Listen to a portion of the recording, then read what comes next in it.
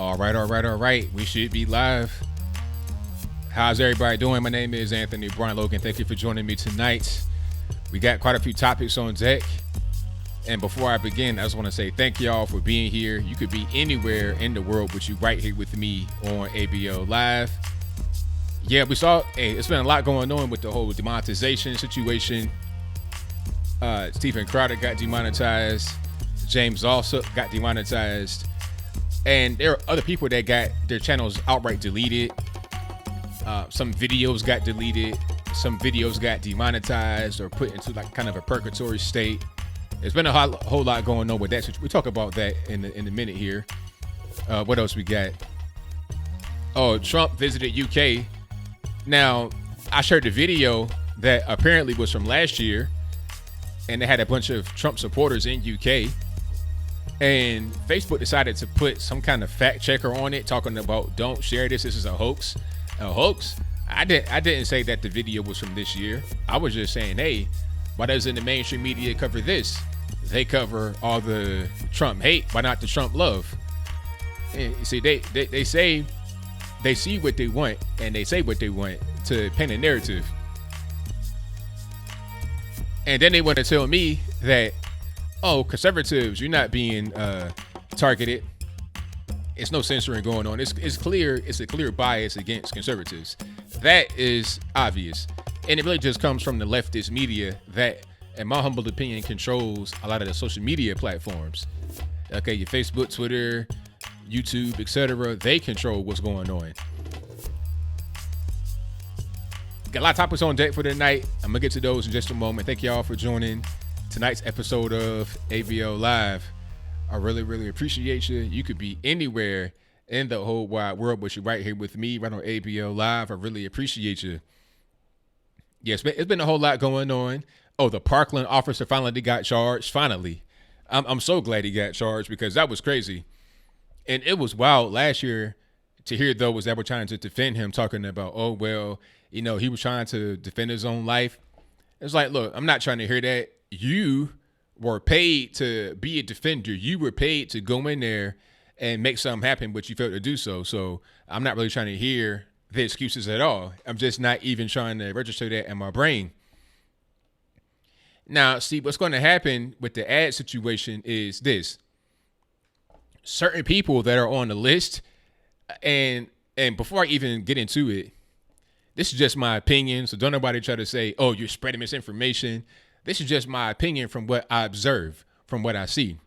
I think there is a list of people that YouTube considers to be controversial to the point where it can cause harm. And I don't mean harm to people like, you know, it may cause them some kind of physical harm or mental harm. I'm talking about the advertisers. If there's a creator on YouTube like a Stephen Crowder and a person on the left does not like them, or a company does not like them on the left, like a Vox, they write hit pieces about them. They go on a kind of a campaign against them.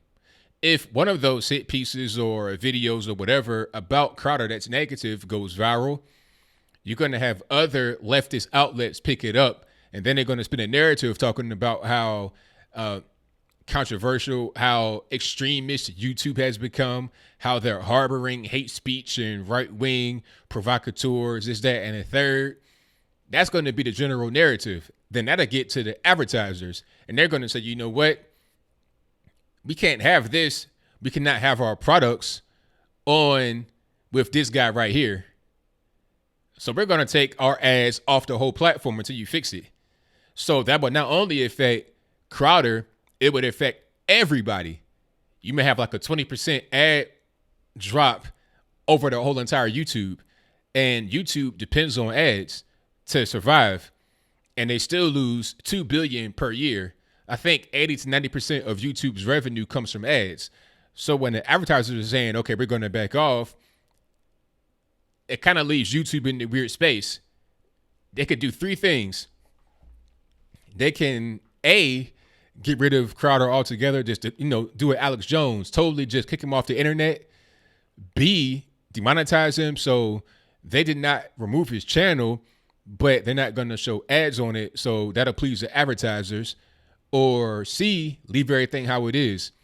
If they leave everything how it is, and then the advertisers still pull their ads, then Crowder is not going to get ads regardless, and would not only affect him, it would affect a lot of other people that had nothing to do with Crowder.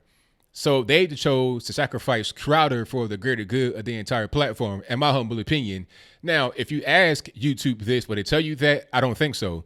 They're going to say some generic answer talking about, oh, we can just, it's up to our discretion for any reason, terms of service. Ain't no terms of service. They can do whatever they want. Young Turks is really egregious in what they do. I mean, they call black folks Uncle Tom. That's on Fox News. They didn't say all type of stuff, cussing and everything. Really vulgar and nasty. But Young Turks is on YouTube TV. If you pay for YouTube TV like I do, you can get 70 channels. And one of those 70 channels is Young Turks Network. It's right there, right next to CNN, MSNBC, ABC. YouTube recently said that they're going to try to push more authoritative news sources as far as any kind of trending topic. Now, let's say there's an event that happens, like the Virginia Beach shooting. They're not going to push things from creators like myself. They're going to push things from the so-called mainstream media. Now, if they put Young Turks right next to CNN, ABC, Fox News, etc., are they going to push them as well? Probably so. You see where I'm going? The left are not going to attack Young Turks because the Young Turks are on the left side. That's how you know that the media is dominated by the left. If the Young Turks said the exact same things they were saying in the exact same way, but it was a right-leaning type of stance, they will be seen as the equivalent to InfoWars. In my humble opinion, Chunk Yogurt and Alex Jones are the same person in alternate dimensions. So that's why you got Stephen Crowder, Alex Jones, and others that are targeted, but TYT is left alone. It's because leftist media likes TYT. They don't like Crowder. The leftist media likes TYT, but they don't like Alex Jones. That's what's going on. So all this stuff about terms of service is really irrelevant. Ain't no terms of service. They make up whatever they want to make up for whatever the reason. And the reason is they don't want to have the advertisers flee because of negative PR from the mainstream media. It's very simple. That's all that it is to it. Yeah, the T-shirt, that had nothing to do with it. the T-shirt was totally irrelevant. That was nothing to do with it at all. They didn't care about that. Talking about, oh, it was a vile T-shirt. What was this? Something about figs, but it could have been a different word. I mean, that had nothing to do with it. Yeah, I mean, I like Alex better as well. I'm just saying, as far as like their kind of content, it's like just opposite ends, but it's on the same level. You see, it's the same but totally different. It's like polar opposites. You're on the same, but it's that's pretty much what it is. It's not like Alex Jones in a whole different world. They're really the same, just different. Yeah, I mean, I blame. Yeah, there you go, Lucas. Exactly, that was a shirt right there. And they said that was that was something wrong with that because they thought it said the other word I'm not going to say right here. Now, did you get hit, Lucas? Did they try to get on your channel as far as demonetizing and whatnot? I'm good over here. I've not been demonetized, so I'm not really worried about it. But hey, it is what it is. Yeah, Shreeves, you're correct. It says media is bought and paid for. The money always moves the world. Unfortunate thing that happens is people are getting pulled. Hopefully this doesn't happen to more good channels. Hopefully not. Yeah, the Vox guy was just having an issue with Crowder. He was just trying to get Crowder kicked off the platform. So he went on Twitter and did all this stuff just trying to get at Crowder. But what it ended up doing was attacking their entire platform because you got people from the advertisers, they see it and they're saying, okay, we don't want anything to do with this, so we're going to pull our ads.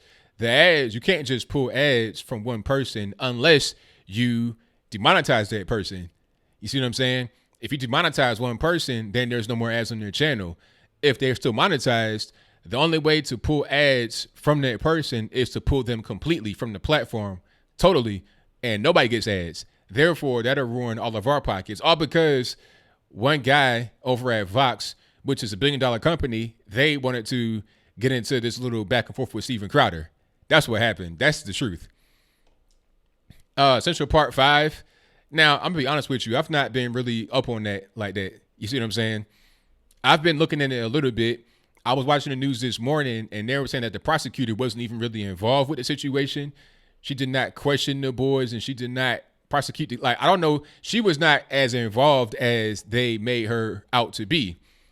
And they did confess. People trying to say, oh, Trump put out this multi-page ad, is that, and the third. Well, they confessed to it, and they had done other things in the area.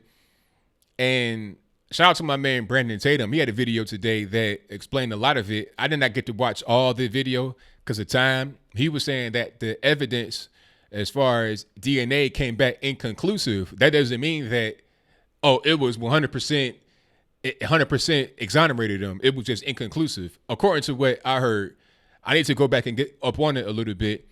I'm going to take a little bit of time and watch that documentary. But Ava DuVernay, I hate. She is a person that did Selma, the movie about MLK, and that was a terrible movie. It wasn't that I dislike MLK or that I dislike female directors or that I dislike. Oh, I do dislike the SJW narrative, but that ain't even it. The movie was bad. Spike Lee, I hate, but Malcolm X movie was fantastic. It was a good film. Selma was not a good film. So then when I saw Central Park 5 and Ava DuVernay, I was like, no, that's a hard pass for me. But I may watch it because I need to comment on it and be in the know. Yeah, I mean, YouTube is not necessarily being bullied by Vox.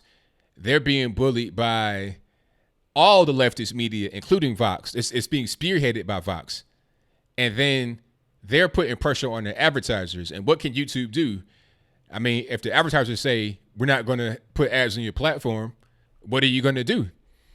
And if that's the majority of your revenue, you got to do something. That's why they put Super Chat. That's why they did the live streaming. That's why they did the thing where you can join the creator. I don't have that yet on my channel. That's why they included the ability to have merchandise up under your thing.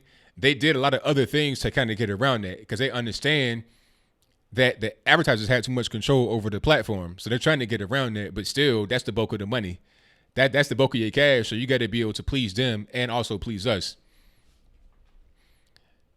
Okay, Sean James. Yeah, I know who Sean James is too, YouTuber in New York. I'm a holler at him and see what is going on with it. I may holler at Brandon too, and I gotta watch it myself. I gotta watch it myself. Take a little bit of time to see what's going on. I may watch it tomorrow, and then I may do like a review on it and talk to other guys that's in New York about the whole situation. But I know what it's going to be already. It's going to be this whole thing about woe is me, I had a hard life, crying, emotionalism, F Trump. I don't want to watch it, but I know I got to watch it just to see what's going on. SOBC says Ava DuVernay made another documentary about slavery in America. She mixed in truth with plenty of conspiracy. Yeah, I saw that at 13th. I saw some of that, and the little bit that I saw, I was like, okay, because she was saying something about, I forget what it was, but it was truncated. It was like, okay, just complete the actual thought and you'll get the truth. Don't give me half of the truth. Give me the whole thing so I understand the full context. That's very important to understand the full context. Don't give me the piece that you want me to know. Give me the entire thing. How about that? That's what I want to get, right? So shout out to everybody in the chat. If you're in here, please give me a thumbs up. I definitely appreciate you.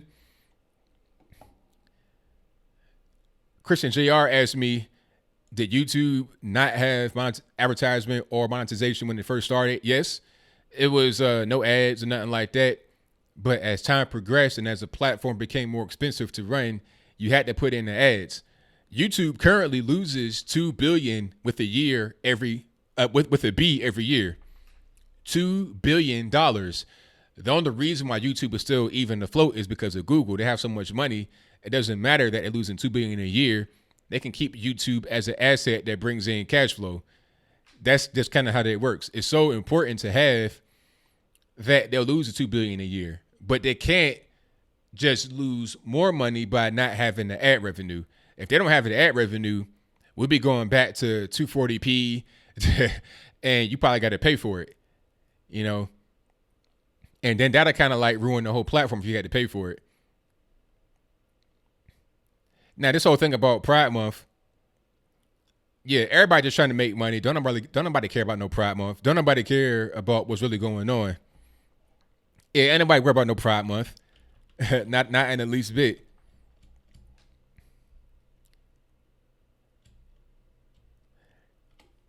Let me see. Hold on here. Let me get down. Yeah, it's plenty of ads about the SJW, about the gay stuff. It's everybody trying to make money. How are they losing money? Because YouTube costs a lot of money. Like, think about how much money it costs to have thousands of videos uploaded every second. The server space, and then to have it be working well, all the speed, all the actual employees, the engineers. I mean, it's a lot of money that goes into it. They make about $4 billion per year, but it costs $6 billion to run. It's very, very, very expensive, which is why it's hard for a competitor to come out and thrive, because if you want to compete with Google, you got to have so much money. It's absurd. It's almost impossible to compete because you got to have the money. That's why my man, what's my man's name? I'm drawing a blank. I'm having a hard time. My man I did the interview with, Shiva, Dr. Shiva, he was saying we should have the government compete with private industries, have the post office compete with the internet service providers. So you can have the money from the government, which is like an endless pool almost, dump it to the post office and have them compete with private industry. You see, because how you going to have just regular Joe compete with YouTube where they can lose $2 billion per year and not have it affect them? You see what I'm saying? That's not chump change at all. Think about how much $2 billion is. Think about how much 1 million is. And then multiply that times 1,000 and 1,000 again. It's a lot of money.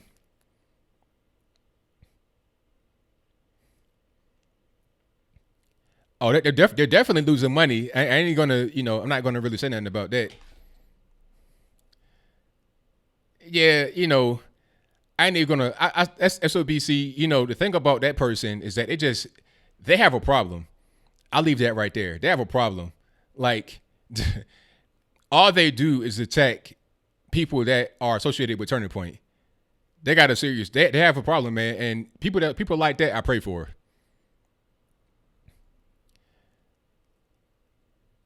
Yeah, Google could buy my company if I was in competition, but I got to sell it. It's up to me to sell it.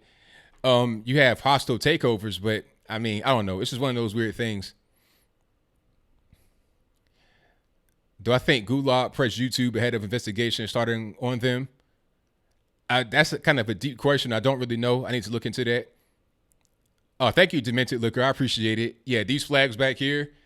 Shout out to my man from bhedesigns.com. The one right here, the 1776, We the People. I had that custom made. I sent them some pictures and I was like, I want a 1776 with the original Betsy Ross stars. And then I want We the People big on the bottom. So I'm going to add more to this backspace here. You're just going to see stuff pop up randomly. I put this shelf right here the other day just because it was kind of a whim. And I got a book about Second Amendment right there. I got my YouTube award. The Constitution is right there. I put a shelf back here and put random stuff on it. Maybe from you guys, might have some stuff made to go back there. And I may do some paint or some wallpaper just to kind of spice it up, do different things. But you'll see that kind of just develop over a certain period of time. Hey, shout out to my man Kevin's Corner. You can just kind of go back and forth if you want to do that. Thank you to Jess for your donation. Definitely appreciate you. Antitrust regulations to be invoked. I mean, they're talking about that. I heard that they're being investigated for antitrust. Either Google or Facebook or both. They're both being looked at for that particular reason. But we're going to see if anything comes of it. What's a black conservative? I'm a black conservative. That's me. I'm a conservative and I'm black. So I'm black conservative. You know, hey, competition is all good. Yeah, I appreciate it, Robert Drake. Thank you. Yeah, see, the Young Turks are so in there because Susan and all them, the whole YouTube community that's in California, they love TYT. TYT is basically YouTube's news network because they're right on there with YouTube TV. Like, if you go to YouTube TV right now, you can see CNN, ABC, NBC, Fox News, and then Young Turks right beside it. Like it's a legitimate station. Okay, and then YouTube said, we're going to elevate trusted and reliable sources. What does that mean? I don't really know, but they're talking about mainstream media. So if they put TYT right next to the mainstream media on the YouTube TV platform, that tells you that they think that Young Turks are a trusted and reliable source. Now, they didn't call black folks Uncle Tom, bootlickers, all kind of stuff for being conservative, right? But that's okay. Because if you are on the left, you can say whatever you want and not have any kind of consequence. If you are on the right, you say any little thing, it gets blown out of proportion, and then you become punished. I have a little bit of a shield because I'm black. A little bit of a shield because I got my man E.T. Williams. He's black too. So my shield is there. I'm not butt naked like a white conservative, but I'm not, I don't have the ironclad, guard on me. I'm still pretty thin skinned when it comes to my armor as it relates to what YouTube can do. But as of right now, I'm good money. I'm in a good space. So I'm going to just keep on doing what I do. I've not had any kind of issues or any kind of red flags that jumped in my way to make me think that I'd be a target. But all we can do is just keep on rocking. And anything that I see that looks wrong or I want to speak on, I'm going to speak on it. But in the same way I always do. And if I have any kind of problems, I'm going to just be like, all right, what about my previous work? There was never any problems there. One thing I did do was private some videos that could be a problem. I did that back when I got my stream ban back at the end of last year. So I'm still kind of just careful about what I do over here. But at the same time, I'm getting out some good information to the people. I knew that certain videos won't get monetized, like anything about abortion, anything about a mass shooting, but I'll still put information out there because it needs to be said. I don't really care. Yeah, I lost it for about 90 days or a little bit less than that, if I'm not mistaken. Yeah, Tomcat. And I had it happen before. And the reason why I lost my streaming was not because of YouTube. It's because of a manual flagger just flagged on my videos, and they found one that they caught me on. So it was not YouTube just saying, hey, we're going to suspend you for 90 days. No, it was a manual flagger that did that. It was a malicious attempt to try and bring me down. But I've kind of gotten a little bit smart. So that's something else you got to think about as well. People like Crowder and others are constantly flagged and hit with campaigns of harassment from the left. Okay. So take that into consideration when you're thinking about what YouTube is doing. You also got those out there that are on the left that are trying to attack them manually on YouTube with the flagging situation. That's a big problem as well. False flagging, it's a serious problem.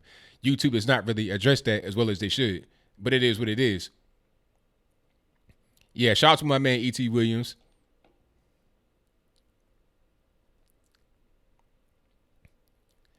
Alrighty.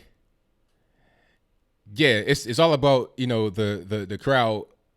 They're trying to like, hold on, let me do that.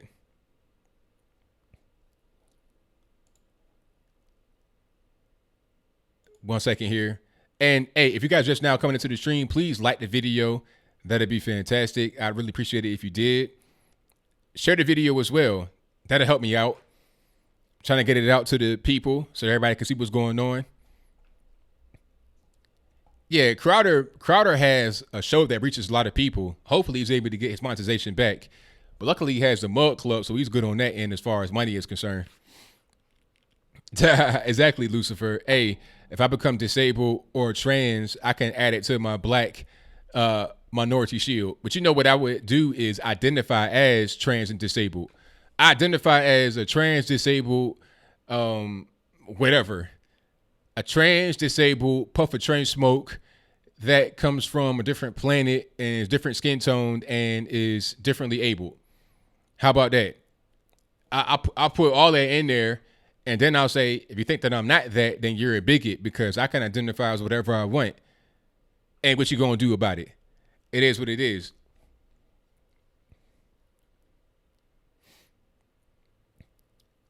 Yeah, Tim Cass. There you go. Shout out to my man Tim Pool. He's a good guy. Yeah, Crowder's good because he has a mug club. He's over there with what's my man's name? With Glenn Beck over on the Blaze, which used to be CRTV. So he's good. But one thing about demonetization, they may also try to restrict your reach. I don't know if they're going to do that or not, but they may try to. Because some videos, they already said they're going to put to the back of the line for more trusted and reliable sources, talking about the mainstream media, which always puts out fake and or misleading information every day. All right. CNN, you're going to put CNN above me. I mean, I'm not, this big guy with a bunch of money behind me, but I think that I'm more trustworthy than CNN is. So how are you going to put them above a regular guy like myself? Maybe it's because CNN has, if they say anything that's wrong, they can get sued. But they say misleading things all the time. They kind of like teeter along the edge of saying things that are totally false and saying things that are just misleading, presenting things in a way that makes you think one thing, but a different thing is true. That's how CNN plays their whole situation. Yeah, shout out to Ben Shapiro. Yeah. And one thing about me, while I've not been hit, in my opinion, so I'm not as popular as some other guys. I kind of fly under the radar. I'm like moderately popular, so I don't have this big target on my back, and I'm black. So if you attack me now, it's gonna be an issue. And now it's like, all right, is it racism that's going on? It wouldn't be me saying that, but others would say that. So they don't want that kind of blowback on them for a guy that's pretty tame, relatively speaking, so they don't want that. So they pretty much leave me alone. But like I said, my shield is not that strong. My armor is not that durable. Okay. I'm not totally just without any kind of armor on 000, but I'm like at about 10 out of 100. Hey, I appreciate that, Black and Irish crazy chick, Sheena. I really do. Elijah Jean says, ask people like not Gay Jerry or Sven Computer who quit what they think of Crowder. Not pretty, and because he had them sign an NDA, they can't work now. Oh, wow. So did they sign an NDA or non-compete? I mean, they might have signed both. Yeah, I can play the race card. Hey, I got a whole pocket full of race cards, and I throw them on the table like a spades. Bam, race card. Why not? I mean, I'm giving race cards every day by the left. I'm gonna play them if I have to. I don't like it, but if I have to, then I will. It's when you play in this game, it can be kind of dirty. When you play in the political game, it can be kind of dirty. It is what it is. Yeah, I think Jericho Green is a great YouTuber. They'll leave him alone, if I'm not mistaken. He's a fantastic YouTuber, one of the best out here. All right, so Owen Benjamin. I've not watched Owen Benjamin in a while. Owen Benjamin is kind of one of these guys who's hot and cold, but shout out to him. Shout out to everybody out there making good content, and hopefully nobody gets censored. I don't even want to see the liberal people get censored. I want to have everybody be out there. People have told me to get off of Twitter and go to Gab, but I don't want to go to an echo chamber. And nothing against Gab, but I want to be where everybody is at so we can share our ideas. We can have debates. We can have disagreements. That's what I like. I don't like just having everything be one way. When callers call in that have my same viewpoint, I enjoy it because we're on the same page. When callers come in and don't have my viewpoint, I enjoy that as well because I enjoy having a back and forth discussion. Maybe I'm able to convince them to come to my side. I enjoy that whole thing. So I enjoy either way. I just enjoy talking to people from different walks of life, different opinions, same opinions. It's all good. And shout out to Lauren Chin. I've met Lauren Chin, Kevin's Corner, and I think America's First. Shout out to all of them. All right. 1 second. Hold on.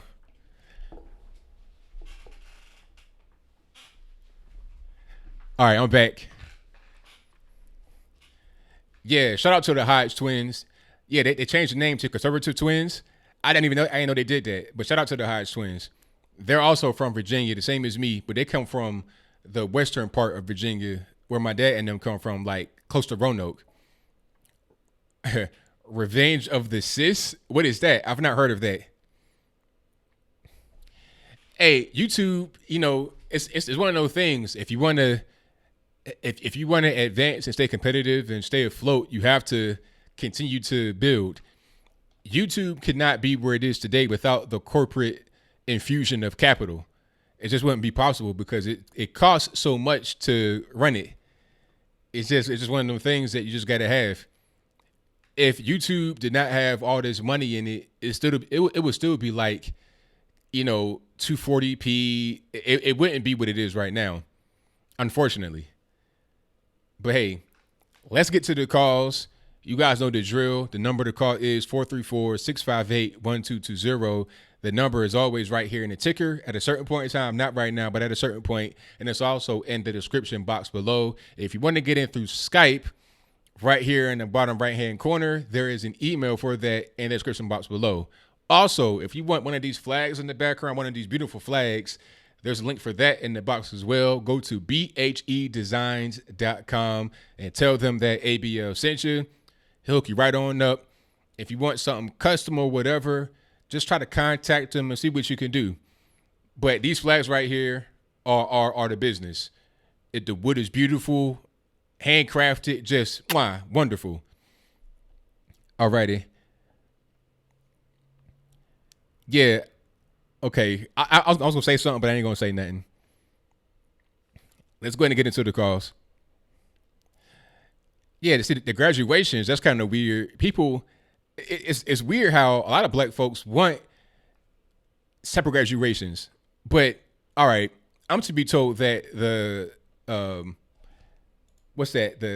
Jim Crow era was so bad and so hurtful to black folks because it was segregated, right? But at the same time, you want that aspect to come back of Jim Crow segregation. I just don't understand. And then people will also say, oh, you shouldn't be married interracially. So you want the laws to come back that says you couldn't get married to a person outside of your race. Miscegenation laws. You want those laws to come back.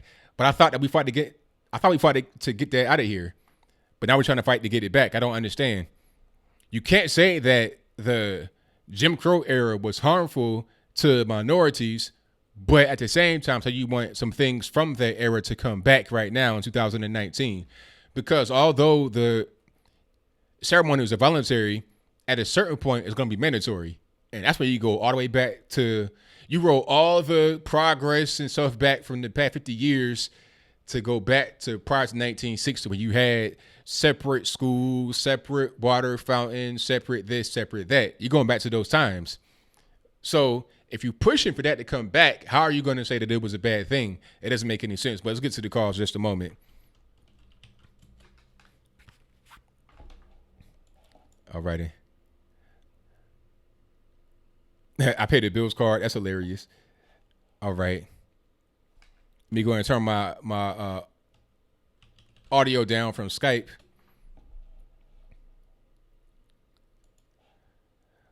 All right, call you on the line, 702. Hey, what's up, man? This is Mark. How are you? Everything's good, Mark. What's happening? Nothing much. I'll try to actually make it quick this evening. I didn't have much, until this YouTube ban is really taking everyone by storm, the demonetization. It just seems like, Hollywood now, with them like popping off about Georgia law, they're starting to make the rules. You have these corporations now making the law and making the rules.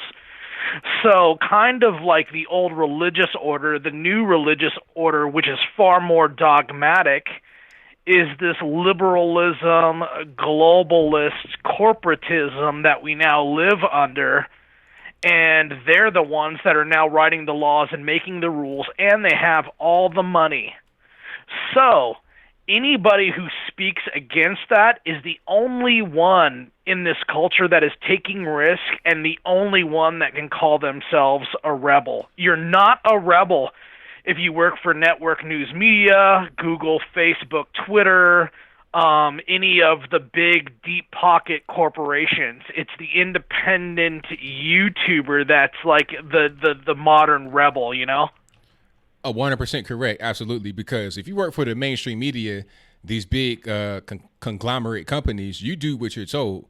You cannot go outside the box. You can't say anything that's beyond what they want you to say. You have a script, you have an itinerary, you follow the script, follow what they say, and that's it. You have no agency of your own to do anything else other than what they say. Right. And, for a while when YouTube really took off, I was like you. Hey, whatever moves forward, you see young entrepreneurial people make it. You get to root for the underdog in American fashion. You get to root for the little guy. But then all of a sudden they started cutting those people off, demonetizing them, deplatforming them, and it goes against everything that these people supposedly said they stood for. And where are the Democrats on this issue? You know what I mean? Like, they're supposedly for the little guy, the minority, the what would they call it, marginalized peoples. Now everyone's being marginalized financially, and none of them have anything to say. And this is why you and I have a little bit of a disagreement, but I'm always respectful. But if the Kardashians can't address this issue, then they're out. I don't need to see ads for their shows and The Handmaid's Tale and every other pampered, promoted, packaged, polished product that these corporations want to put out. If they can't stick up for the little guy making a living, or Liz Warren can't, or Bernie Sanders can't, or Alexander or Ocasio-Cortez can't, then what the heck are we even talking about? Climate change? You want to talk about thin air and hot air while people can't even pay their bills? And you want to talk about taxing and spending all this money on the air? Right. Just silly stuff that has no real meaning to anything. I mean, let's talk about some real issues. Climate change is just a total distraction or a money grab or both. Yeah, and the thing is you're on the cutting edge. You're the guy with the foresight. See, I'm a little tad bit older, but not much. And it seems like what replaced YouTube, you were already at the cutting edge of too, but I saw this article in the Hollywood Reporter about how some top streaming gamers on Twitch make $15,000 an hour because of ad revenue injected from blue chip companies such as like Budweiser and Coca-Cola and like Burger King or McDonald's or other things. Or T-Mobile, Toyota, Intel. Like, I pulled up these people, some guy named Lupo. I've never even heard of him. And then I looked him up, and he has like over 1 million subscribers. And then there was another guy. So I feel like ahead of YouTube, the cutting edge right now are these streaming services where these dudes play video games.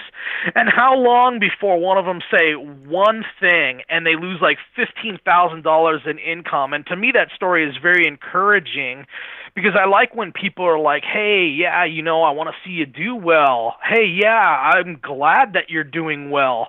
Instead, you have people like Vox Media, that Mazza guy who went after Crowder, or like Alyssa Milano going, dang, no, we got to be on top. You must starve in the street homeless while we go to Warriors games for $50,000 a seat. Right, exactly.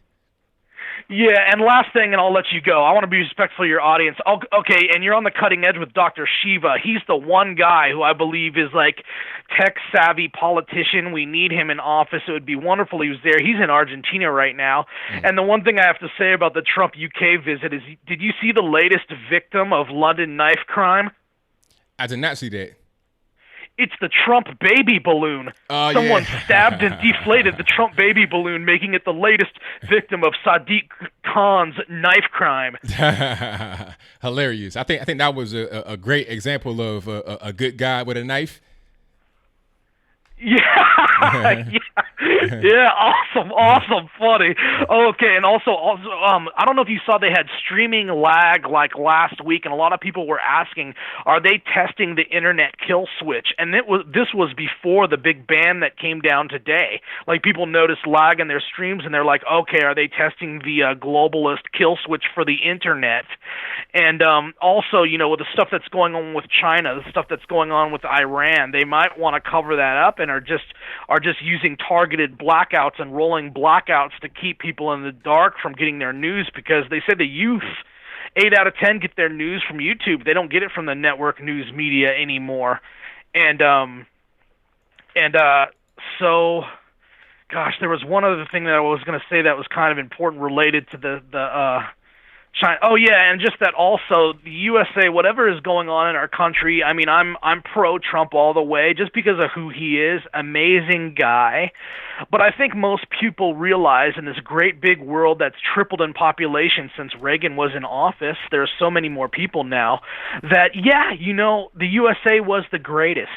It gave the world so many things, the light bulb, automobile, airplanes, computers, and yet the rest of the world caught up. The rest of the world tried to raise the median income of their people. They have a greater population, and some people think that you have the Pelosi's, the Nadlers, the senile old fuddy-duddies of the world that can't accept that, you know, yes, the USA was the greatest. It's just not that way anymore. There's just too many people. There's too much distribution of manufacturing, and they say that these people aren't going to want to let it go, and that's the reason there might be all these wars. But thanks for your time, sir. I don't want to talk anymore. Take care. Thanks. Thank you for the call. Okay, bye. All right, thank you to Mark for the call. Definitely appreciate him. And shout out to Super Chats right quick. Thank you to Filthy Phil for the donation. Definitely appreciate it. Thank you to Jess for the donation. Definitely appreciate you as well. Shout out to my man Kevin Duggan for the donation. Definitely appreciate you, boss, who says, I need a 20-minute ABL CD to hand out to boomers at Dallas' largest VA hospital in U.S. Show them to then try YouTube ABL. Hey, like to hear that. If you do that, go for it. I want to see the results, man. Thank you for your donation. Thank you to Doug, who says, ABL have a debate challenger for you, but I will tell you who it is later. They said you're ducking. I know that's not true. It's not true. That person, I know exactly who you're talking about, and they are a liar. And I don't want no drama. I'm just over here doing my videos, man. That's it. But thank you for your donation, man. Definitely appreciate you. All right, let me get to my next call. All right, I'm gonna get to you in a moment. Call back, because I see you have a new caller. 512, you in the line. I'm speaking to. Hey, this is Donnie from Austin, Texas. All right, what's going on? Nothing much, ABL. This is I'm a first-time caller here. I've been watching the show for a while, but this is the first time I've actually called in. But I just wanted to ask you, did you see anything about the story about the pastor in Canada? I believe it's Pastor Dave. He was preaching the gospel in a highly homosexual area, and apparently he got arrested for basically just preaching the gospel. I guess the homosexuals in the area got so upset and so irate, they started getting violent with him. They started trying to confront him and push him around and stuff. And then the police came and they actually arrested him for preaching the gospel.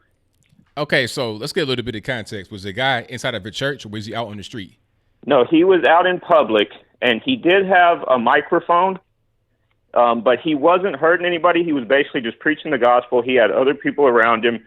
And, you know, like I said, he was confronted by the people. They kept telling him to leave, and he kept telling them he has the right to be there. And he's basically just preaching the word of gospel and practicing his First Amendment rights. So what was the charge they got him on? Do you know? So they got him for, like, inciting violence.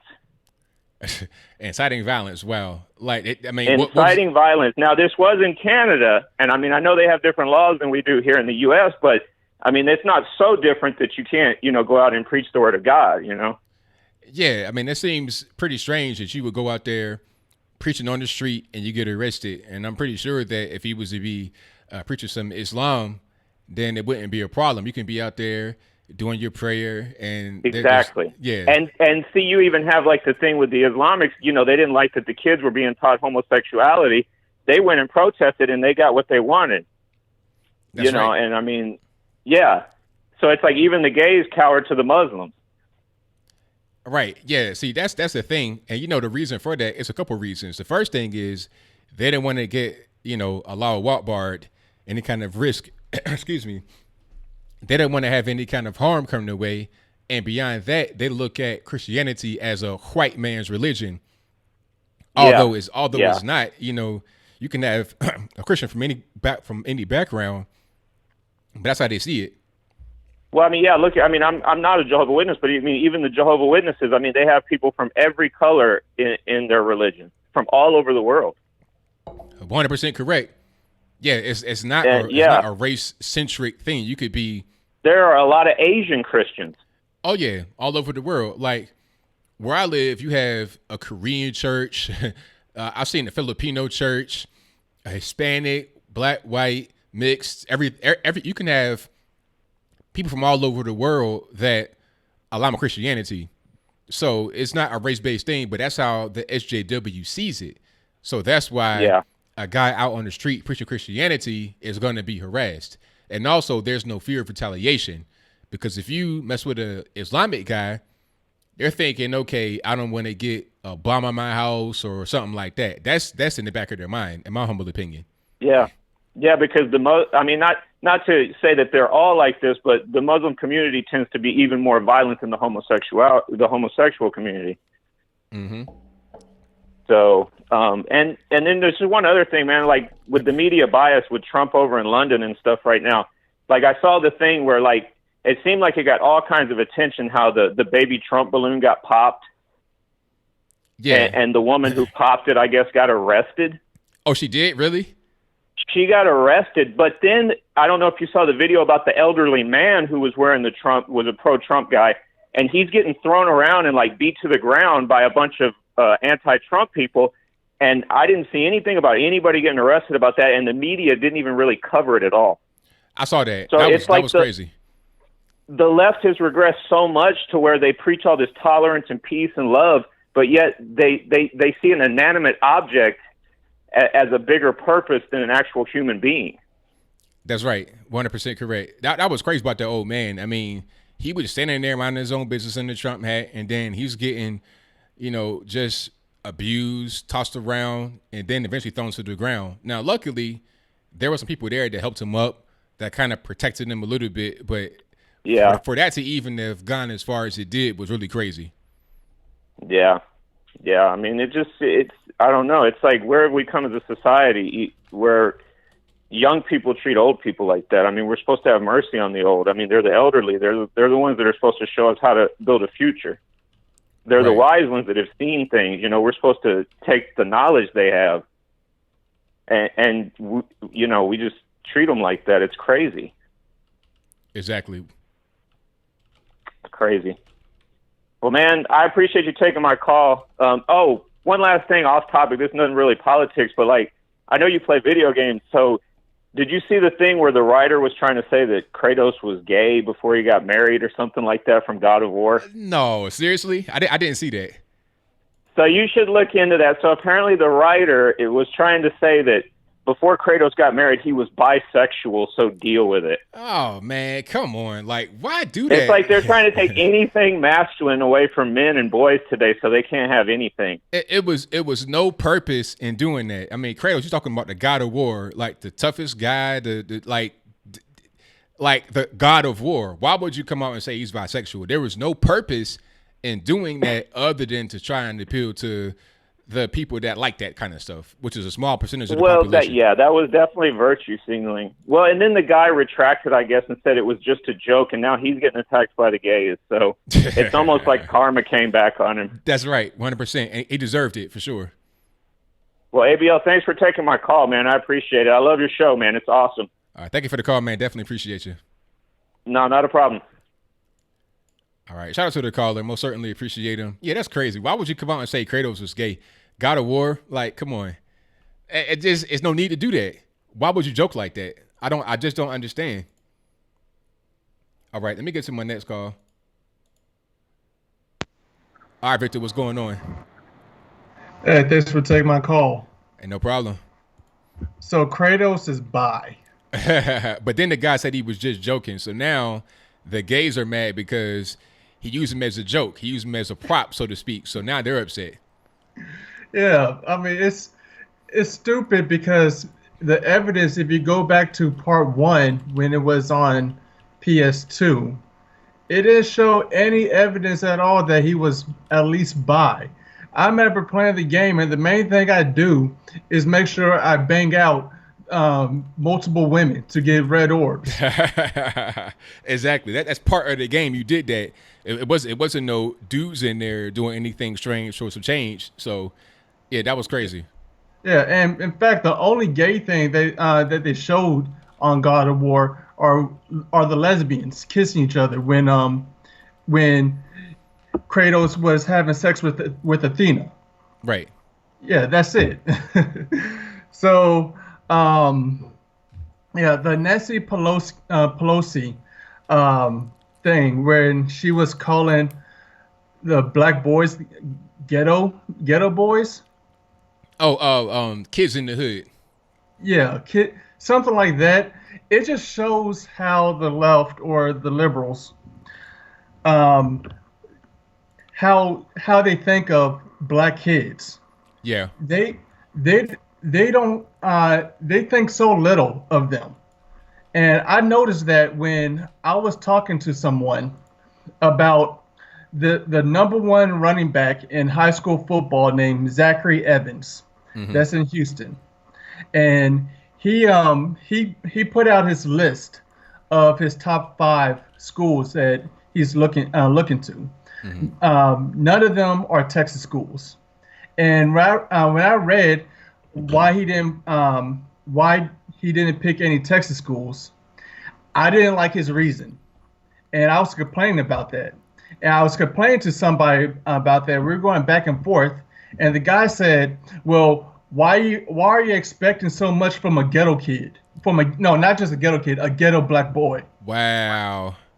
And he was black. Wow. The guy I was talking to was black. Wow.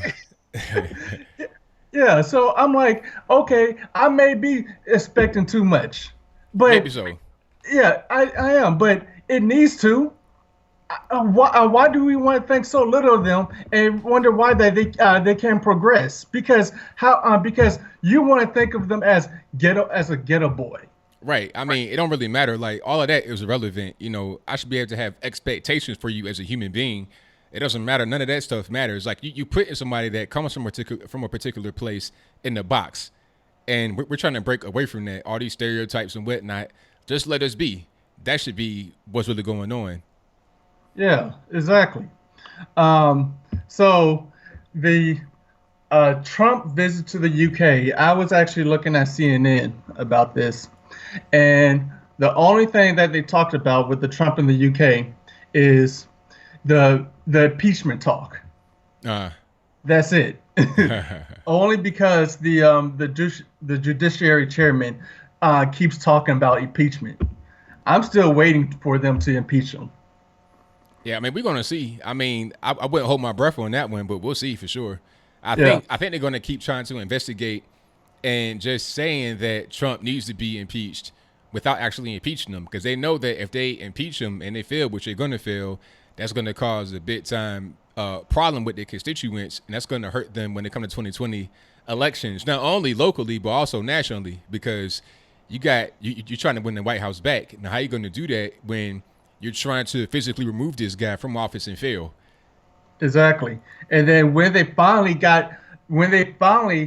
talk about the UK visit, they still weren't talking about the UK visit. They were talking about his interview with, I think it was Pierre Morgan he interviewed with, about his why he didn't join the Vietnam War. And they talk about, oh, he is such a liar. I'm thinking to myself, why is that news? So anyway, the segregated graduation. What I have a problem with, because I read about this a couple years ago, And they actually said that it's a safe space for the black kids to graduate. Like I'm like like, like the regular graduation is not a safe space. Like you can't just go with everybody else and be safe. exactly. You spent at least 4 years at the college, and you didn't feel safe whatsoever. And Exactly. now you're graduating, and Like you want to put a, this safe space? like a lot of them live at the college, so it's like okay, you live at no campus for 4 years or close to campus. You're in classes with everybody in the school. It doesn't matter what their race is. Now all of a sudden, when it comes time to graduate 4 or 5 years later, whatever the case may be, you gotta have a safe space now. I mean, if you felt so unsafe, why not just transfer? I mean, you're paying them the money, and then the other way around is you paying Exactly. them. So, and it's not cheap to go to Virginia Tech. That's a really major school. You're Yeah, talking about when you graduate, you can have 100 grand in debt easy. So yeah. if I'm paying that much money that I could buy a house with, I'm gonna go where I feel comfortable, not where I'm just, halfway kind of tolerating it. Exactly. Now, I could understand if they have a separate graduation dedicated um, for wherever you want to do with the students. Like for instance, I saw where they had a graduation just dedicated for the fraternities and sororities. That's it. And they could do whatever they want. They could dance on stage and do whatever that they can't do uh, at a formal graduation. So I could understand that, but a safe space, nah. Yeah, and on top of that, if you're complaining about being unsafe at the school, I have no sympathy for them whatsoever because I remember back in grad school where on Twitter you have a bunch of these black kids from these predominantly white schools saying that, oh, well, I could get a better education at a predominantly white school than at an HBCU. And once I saw that, I'm like, I don't care what type of racism you screaming, you deal with that, okay? You deal with that because at least with those white schools, they built up their schools to make it what it is. And but yet though you don't want to build anything yourself. You just want to leech on like a parasite. Right. So you deal with their racism. Yeah. Exactly. There you go. Yeah. So my last thing, I just want to tell you that love wins. Okay. Is that Exactly. What does that even mean? I don't even know. Is that the whole LGBTQIA month thing? Yes. Yeah, because I remember I was in Target and it's kind of funny in Target when they're selling the Pride T-shirts and Pride things.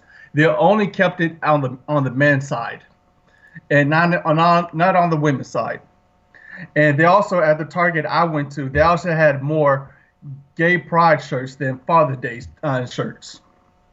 Wow. But yeah, and on one of the shirts it said "Love wins," and I decided to say it out loud to my wife.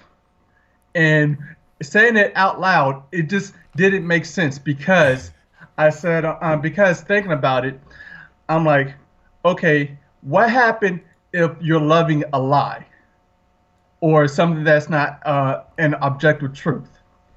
Does it still win? That's right. That's a good point. You can't just say something like that and have it just be just out there because sometimes maybe it doesn't win. Maybe it's not the right thing. Yeah. Maybe it's misplaced. Yes, exactly. And also about the whole gay pride thing, it's the Bishop of Providence, Rhode Island, where people got mad at what he said. First off, he wasn't really addressing everybody. He was only addressing the Catholics, where he said that Catholics should not go out, should not be out there and take part of these activities. And they got upset with that, and also what he said that it's not safe for children. Now, I understand that that's probably not the right thing to say. What the Catholic Church is involved with right now with the scandals, but it's one of those things is that you don't want to shoot the messenger. If you want to have a problem, shoot the message, not the messenger, because he is right on that part because it is so highly sexualized at these gay pride parades that no kid should not even look at that. I don't care if it's a homosexual or a heterosexual. No kid should not even look at that. It's almost like going to a porn store.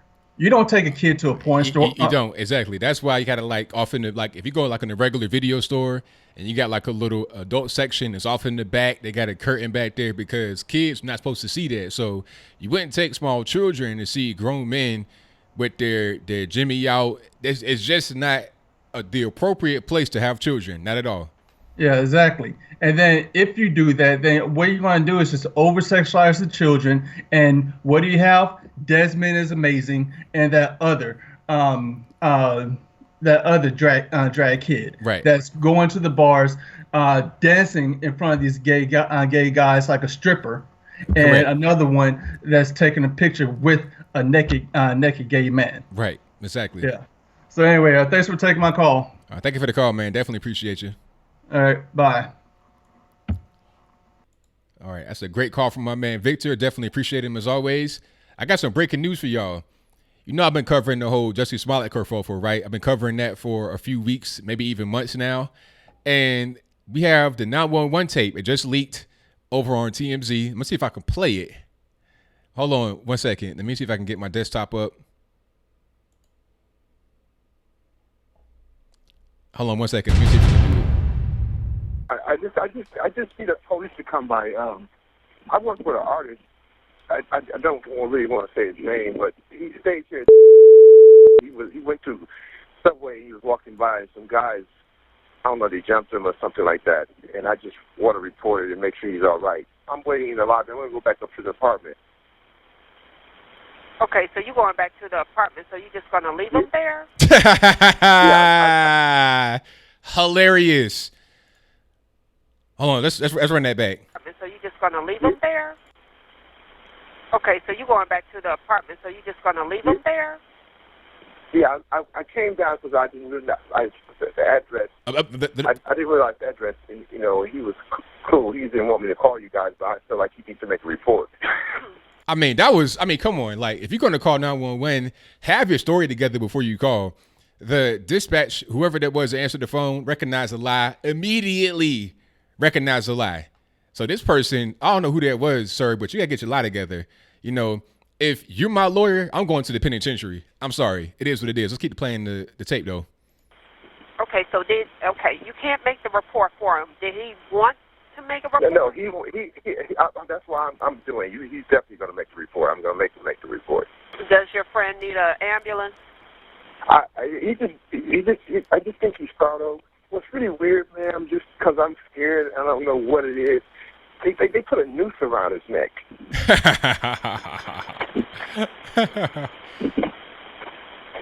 You know, they didn't do anything with it, put it around his neck. Why are you laughing? Like this is crazy. This is really absurd. Jesse, you got to be ashamed of yourself, sir. It's really fucked up to me. Sorry for saying it like that. Okay, and this is a well-known person? Yes, it is. All right, watch for the police. Wow. What in the world, Jesse? What are you thinking about, man? Like, that was crazy. This is MAGA country. That whole thing was just absurd. What are you, who had the bright idea to do that? Who said, like, you called the police to say that? Yo, that was just really wild. Yeah, he laughed. He literally laughed for real. Now, the mail fraud thing could happen for sure. Yeah, the nervous laugh. I think I did catch that for sure. All right, let me get to my next call. And shout out to you guys. Yeah, that might have been his bestie, Robert Drake, for sure. All right, No Lil King, what's happening? Hey, not much. How are you? Everything's good, man. Can't complain. Yeah, man. This stuff with this social justice stuff. Like here in Canada, some guy was sent to jail. There was a pride parade or something, and he said something offensive about the LGBTQ, and they put him in jail. So that's the state of Canada now, man. So all he did was just make a statement that was offensive, and he got locked up for it. Yeah. The police cuffed him and everything. So wow. They're calling it hate speech. That's their justification for doing that. But see, even still, it's like, is that a jailable offense? I mean, that's really crazy. Yeah, they're probably just trying to intimidate him, right? They're probably gonna give him a talking to. And the big reason I called is just, man, as you know, I'm a big professional wrestling fan or whatever. You know, I'm kind of embarrassed to talk about it, but it's even coming into pro wrestling. Like, it's ridiculous. Because there's this new company. Sorry, what's that? No, go ahead. There's this new company that's getting pretty big. They're calling it the new WCW or whatever. But the thing that I think is going to kill them is they're going this whole SJW route. They have a transgender competitor. They're talking about how they're inclusive. They're saying they're going to close the pay gap. But they had to backtrack on that. They were saying they were going to pay the women the same as the men. Now they're saying no, it's going to be merit based, right? Because the accountants were like, "Are you guys crazy? You're going to pay the women the same as the men? Like, there's no way that's going to work." So they had to backtrack on that. And one of the owners, he's dating a black woman, and he said when he dated her, he said, "I don't see any color," and her response was, I told him, "Well, you better, because I want you to be able to see my experience." I don't even know what that means. He's this rich socialite. And also the other thing is, one of the best things about pro wrestling, right? I don't know if you've ever been to a live show, is that you can boo the bad guys, right? And cheer. You can say whatever you want to the bad guys, right? That's their character. That's the appeal, right? I was at a show probably when I was like, I don't know, early teenager, like 14, 15. I did go to a show. It was a lot of fun. It was a WCW house show. Yeah, so this guy, he was heckling these girls who were the heels, you know, like heckling them. I don't know what people who were there said he didn't even say anything offensive. He was just booing them. And what happened was, one of the girls' boyfriend, who's a big time wrestler, took him backstage and scolded him, saying, "This is 2019. You better have respect for women." Like, it's insane. It's even in... Like, professional wrestling is one of the sleaziest businesses out there, and it's even they're getting infected with this SJW crap. Now, is that AEW we talking about?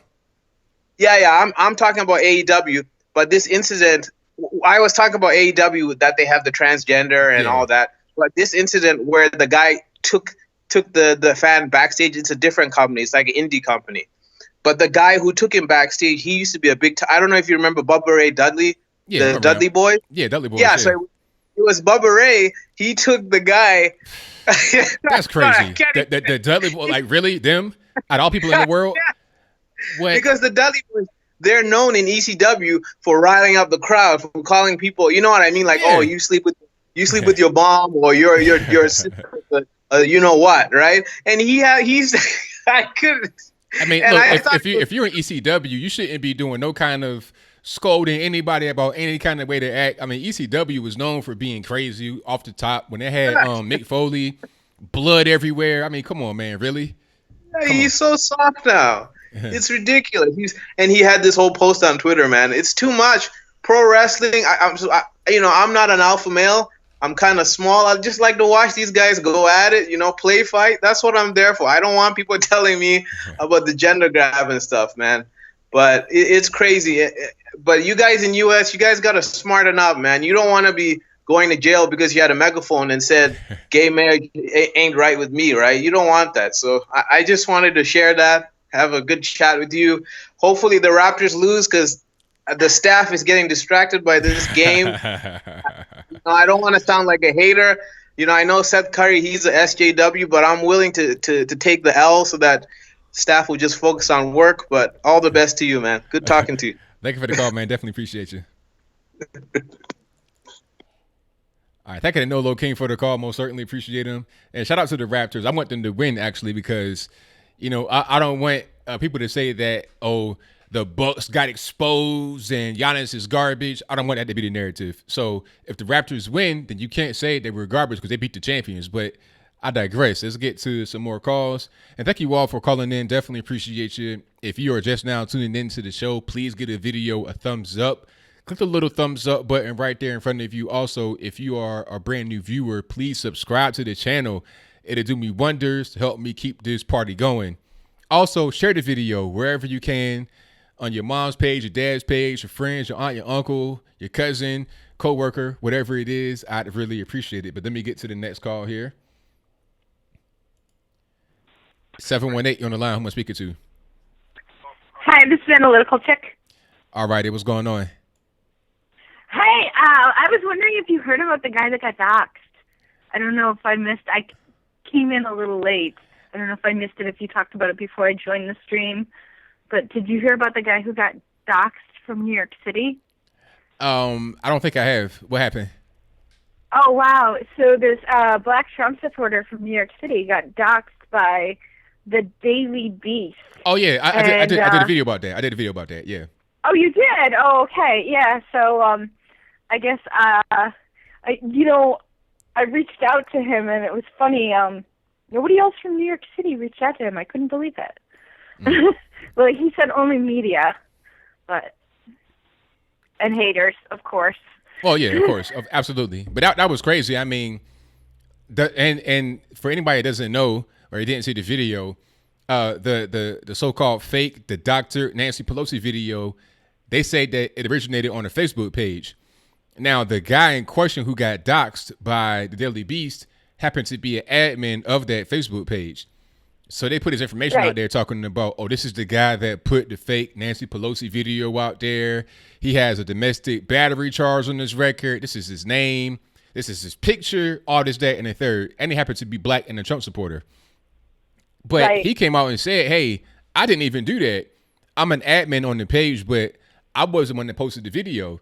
It was somebody else that did the posting of the video. They just attacked me because I have a record and I can be an easy scapegoat because Nancy Pelosi was not successful in getting the video removed from Facebook. So they got to blame me and try to just make my life bad. My favorite video on it was actually John Miller's, and he was like, queen. Hey, come on. We got RRP headphone users. But it was so hilarious. He sat up really straight and he was like, queen, Nancy Pelosi. And then he was like, and so he was like, here you go. But anyway, yeah. So I was wondering if you guys had talked about that. I know a lot of people are talking about the mass demonetizations and bannings that are going on right now. It's really bad.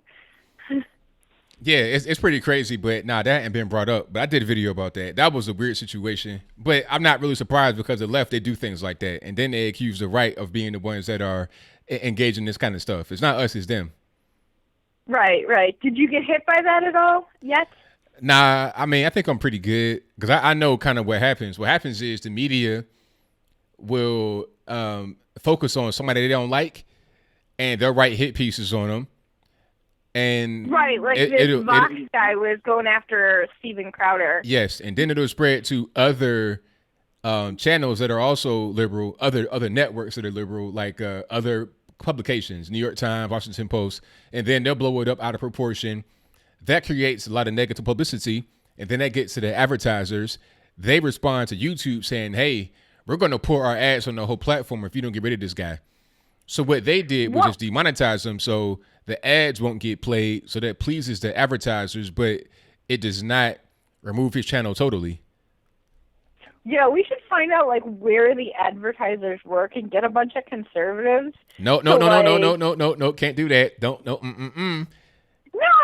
I was gonna say find out where they work and go and protest or try to tell them what's going on, try to tell them the other side. You know what I'm saying? Something like that is what I'm saying. I'm not saying violence. I would not. Hey, I got a little nervous there for a minute, but yeah, you can protest and do all that, but it's hard for a company to be told. If you are a company, I was actually thinking not so much protest, but if we can find out where the decision makers work, we can try and start talking to people as they leave, giving them a sob story, because this is what the left does. They go and they find the decision makers and they give them a sob story. That's what we should do. We should organize the conservatives to find the actual decision makers, and we should go and give them our side of it. The issue, the people who are essentially above YouTube, they're probably here. They're probably in LA and here in New York City, where I live. Look, check it out. The issue is that the advertisers don't want negative publicity. They don't really care about sob stories. They're worried about money, because what'll happen is if they get negative PR, people are going to say, "Hey, your company's." Well, yeah, but I'm saying hold on, right quick. Hold on. Hold on. Now, what they're going to say is, we don't want to have this particular video or this person next to this ad, because people are going to say, hey, your company is next to this extremist, next to this homophobe or whatever, then that'll cause them to lose money. That's all it's about, is cash. It ain't about sob stories. It's about money, cold hard cash. That's all it's about. Nothing else.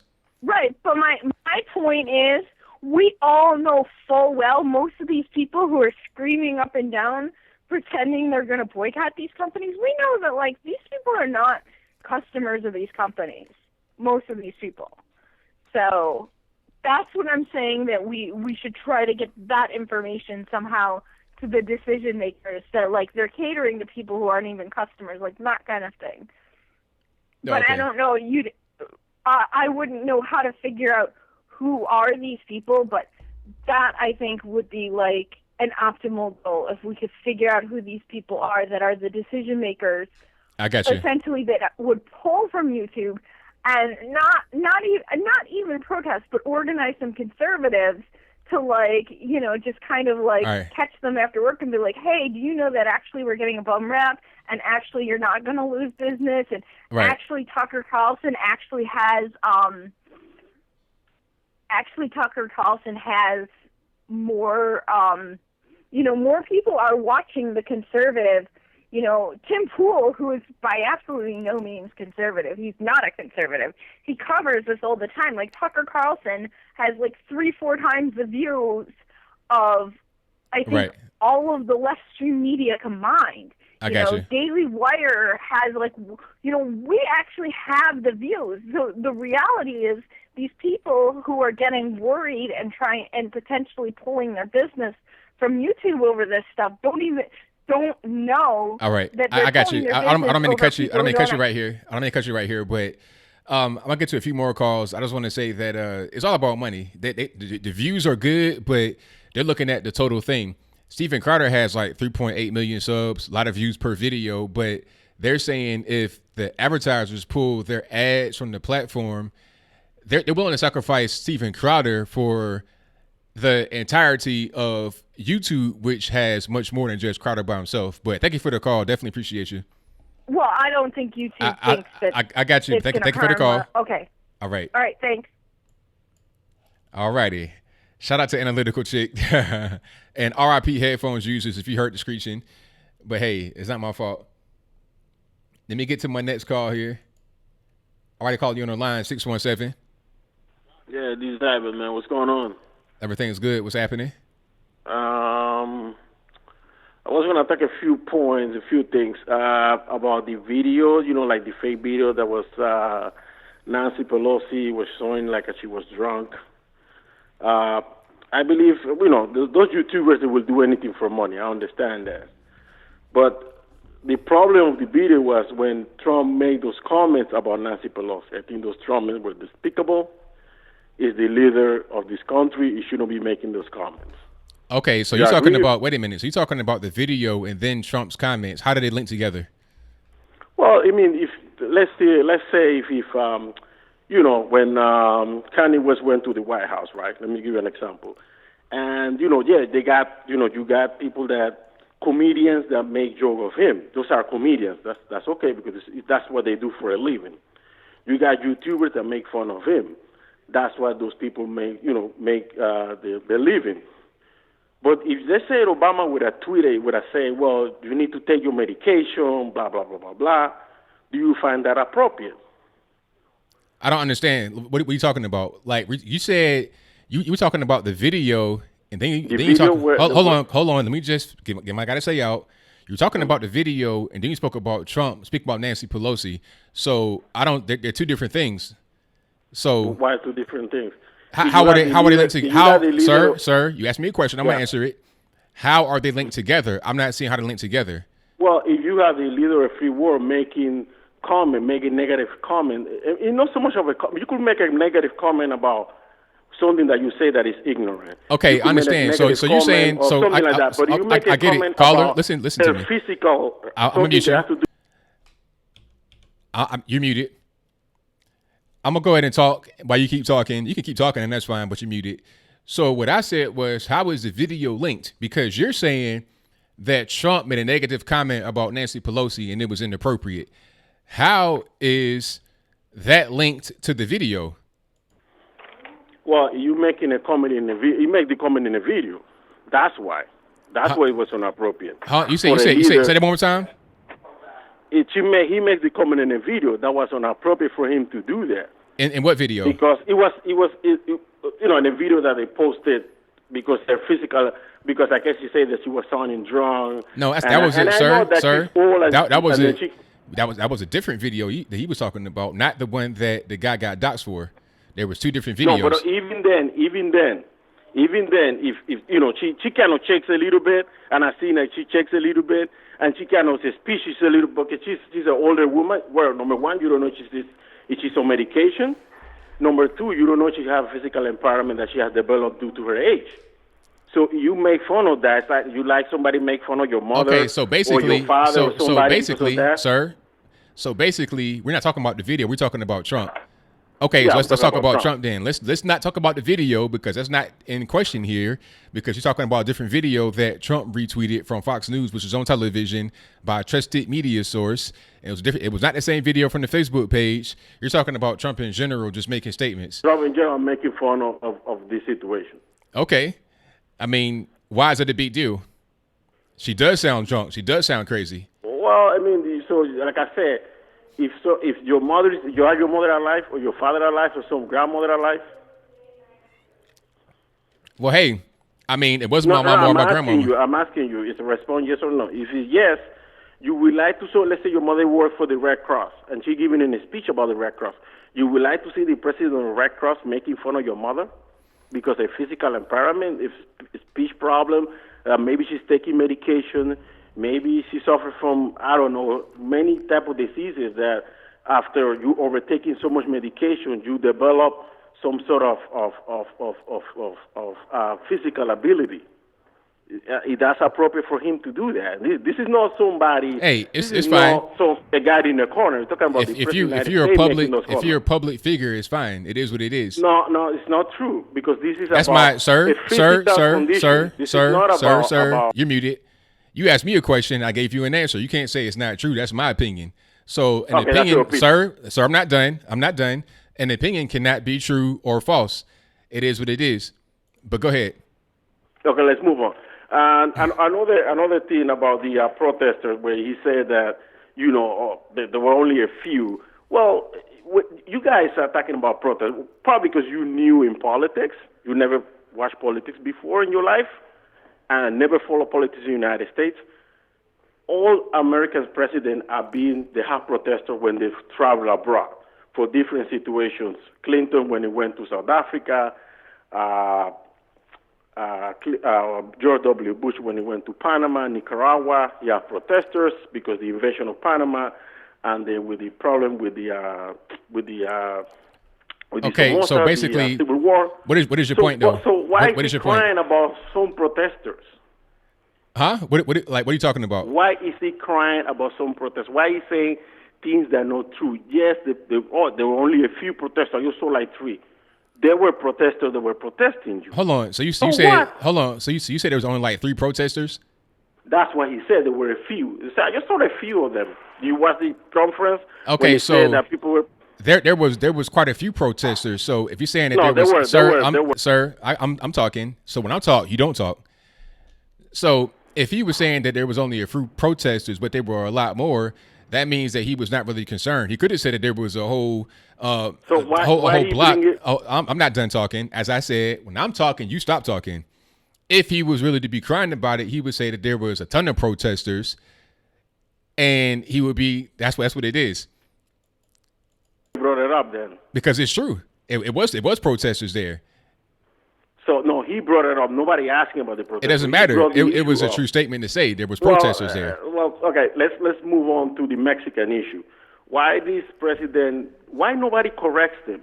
That's my something. Okay. Well, when he was saying that, you know, the imported goods that come from Mexico, he's gonna tax it to 25. You know, each month is gonna go up to 25% if they don't take care of the business at the border, like the immigrants coming through.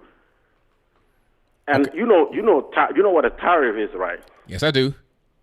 What is it? It's a tax on imported goods. So pretty much, who pays the tax? Well, whoever. Well, so the receiver, and then it's passed on to the consumer.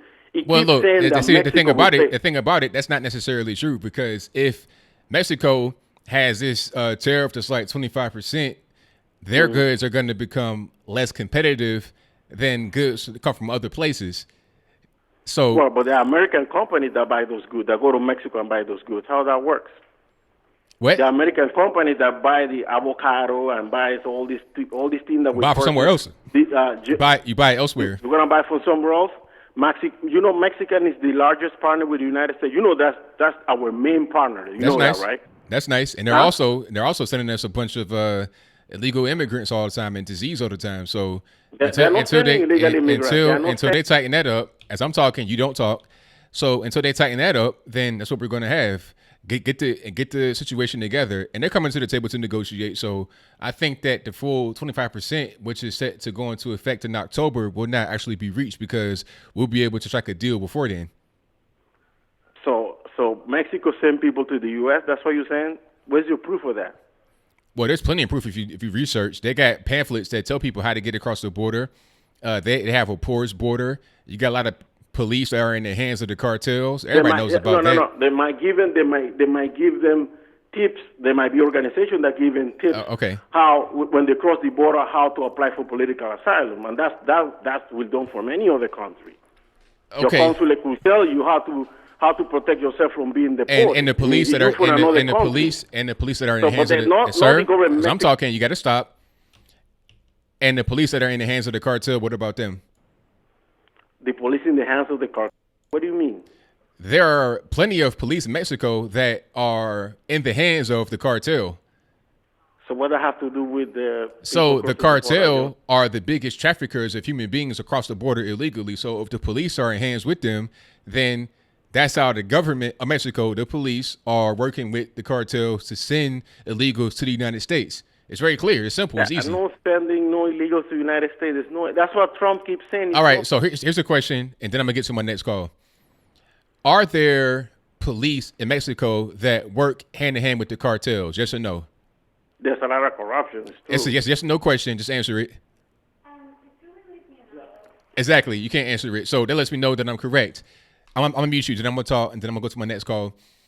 You got police that are in the hands of the cartel, and the cartels engage in human trafficking. Therefore, since the police work the cartels and the police are from the Mexican government are bringing in people across the border illegally. It's pretty simple. True. That's not true, bro. That's not true. It's not. No evidence it's true. So you just. They're not. Nobody's sending. Nobody's sending. So anybody. are the cartels involved in human trafficking? But they don't come with the human trafficking. Sir. All right, I'm gonna get to the next call.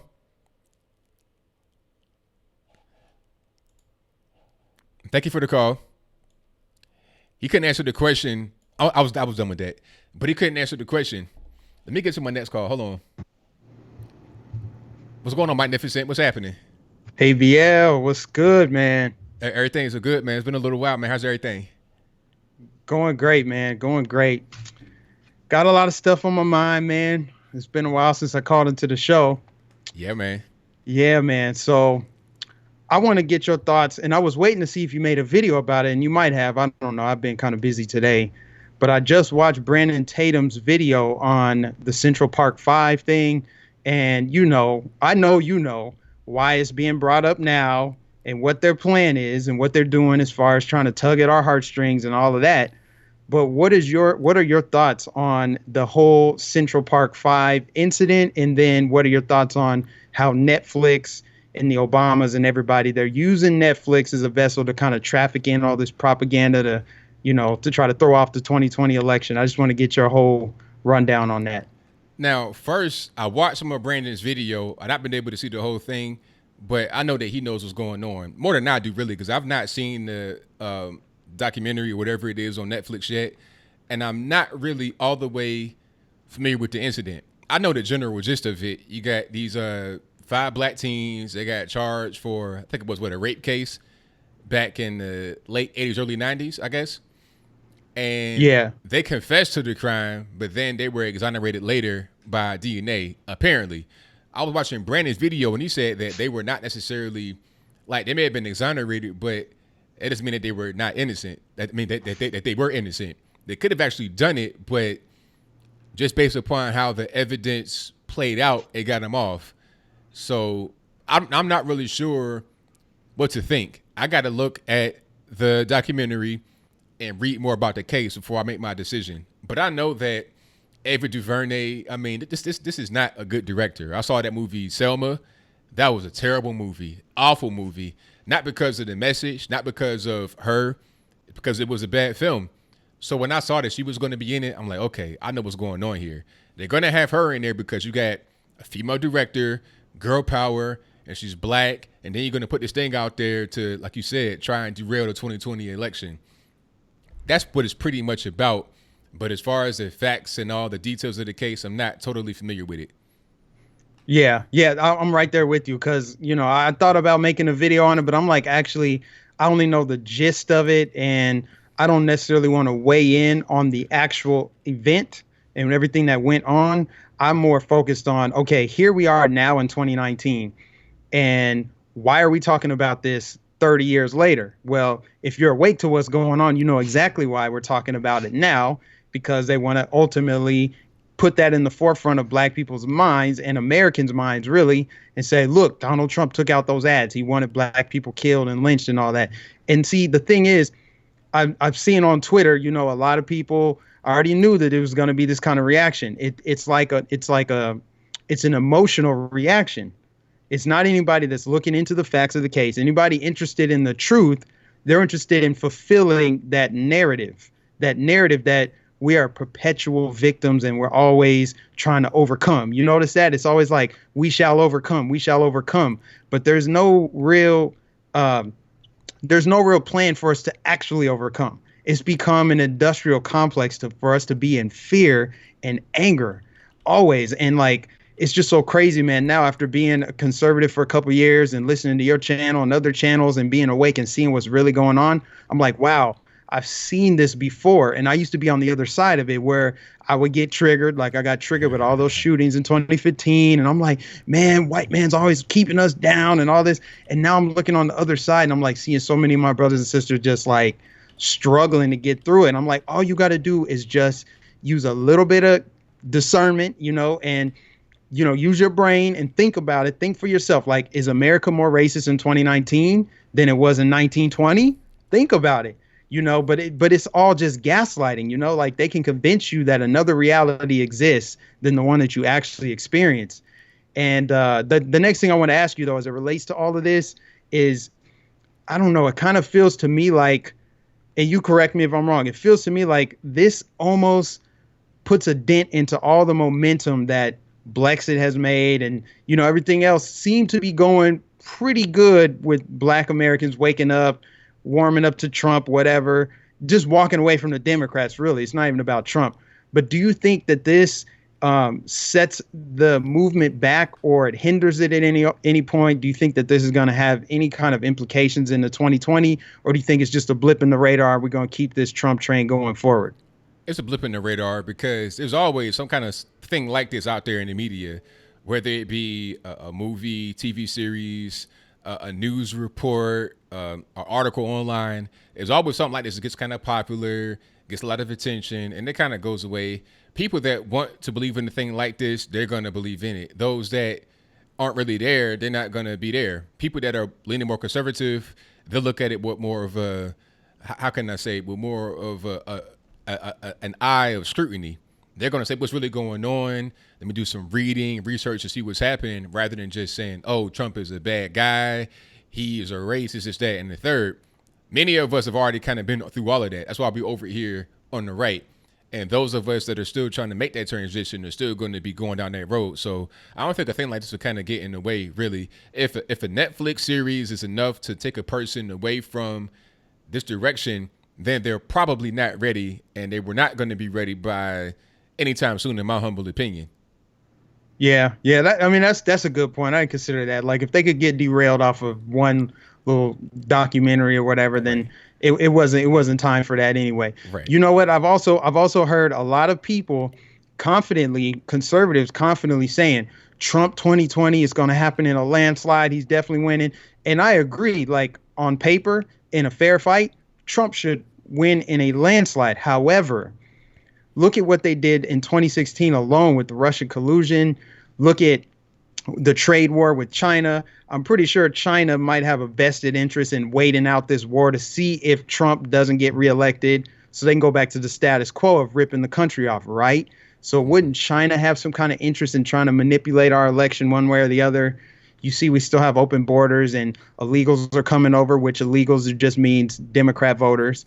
And with election fraud and everything else, do you really feel confident that they're not going to cheat this election? I'm just keeping my fingers crossed, holding my breath, knocking on wood, hoping that it does happen in a landslide. Because in a fair fight, like I said, no way he loses. But everything else just feels like, man, they're going to try something. Well, what they're trying to do right now is a whole impeachment thing. Well, they're trying to do impeachment by a different name. They're trying to do all these investigations. That's their only card they can really play, in my opinion. They can't really go down the electioneering route, because they can only really do that in Democratic strongholds. And you saw Hillary Clinton; she won the Democratic strongholds overwhelmingly, but it was not enough. She won the popular vote by like 2 or 3 million, but it was not enough because she couldn't get across the country.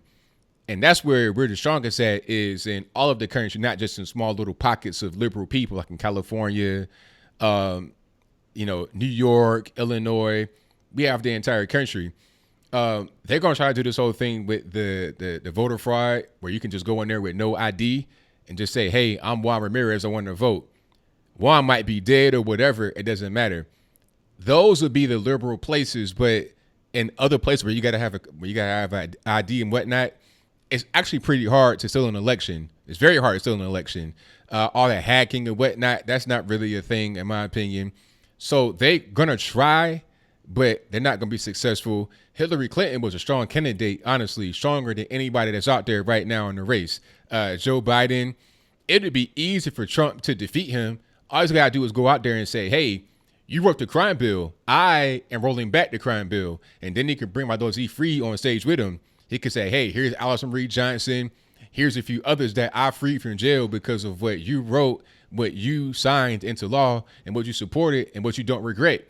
So he's a weak candidate on top of Trump being the incumbent. So he'll have even more support from the entire country, who are pleased with what he's doing so far. So if it was 2016, it'd be kind of tough. It was tough, but Trump still won. Now he's the incumbent. It's easier, and he'll win again. All we got to do is just keep that same energy we had back then, and we'll be fine. Yeah, that's true. The other thing I forgot is the states with the electoral college. You know about that? Like the 15 states that signed on to give their electoral votes to whoever wins the popular vote, which is almost always going to be a Democrat, because they're basing it on, those strongholds and those enclaves, those cities. You don't think that's a problem either? Nah, because it's funny, because the states we're talking about this are like pretty much liberal states. So that's true. It wouldn't really matter. Like, their vote will probably go to a Joe Biden. And what would be hilarious is if Trump were to win the popular vote. So let's say California signed it into law, and then they got to vote for Trump, although Joe Biden actually won. That'd be just poetic justice right there. That'd be fantastic. Oh yeah. And even Tim Pool was saying that, like, if we did away with that and just you gave the electoral votes to whoever won the popular vote, then that would actually bring out the conservatives in these liberal strongholds who wouldn't have voted otherwise. Because if you're in California and you're a Republican, you feel like you're just throwing your vote away, right? Because it's going to go towards a Democrat either way. But if they don't have the electoral votes going to the popular candidate, or if they do have it going to popular candidate, then you might be like, my vote matters more now. So it could actually work in Republicans' favor. But I don't know. That's right. Last thing I want to bring up before I let you go. What are your thoughts on this whole censorship thing with YouTube? Because I've seen a lot of you know about the Steven Crowder thing, and how they're de-ranking videos. I felt the heat on my channel just with views being down. Yeah, subscribers. Like my analytics have been just out of whack for pretty much the last month. What do you think about that? Do you think that this is going to correct itself? Do you see an end in sight for this? Is there a light at the end of the tunnel for YouTube, or is it going to be something that we're always going to have to overcome as people who are dissenters, people who have wrong think? Do you think we'll be able to overcome and it's going to be a fair platform? Do you think the monetization will go away? Just what are your thoughts on that? It's always going to be a problem as long as there are people that are opposing this, the left. Because really what it boils down to is leftist media trying to attack their opponents. In the case of Steven Crowder, he had a guy from Vox that was going back and forth and talking about, he was wrestling for 2 years. And it was really between him and the guy from Vox. So when the guy from Vox gets a lot of attention, becomes kind of viral, you have other outlets that pick up on it. Now you have a big story, negative PR for YouTube and Steven Crowder. So you got the people that have the ad dollars in their hands that pay YouTube to run ads. They're saying, hey, this is a problem. You got a bad PR thing right here. I don't want my particular company to be associated with him. So unless you take away his monetization, I'm going to take my ads from the whole platform altogether.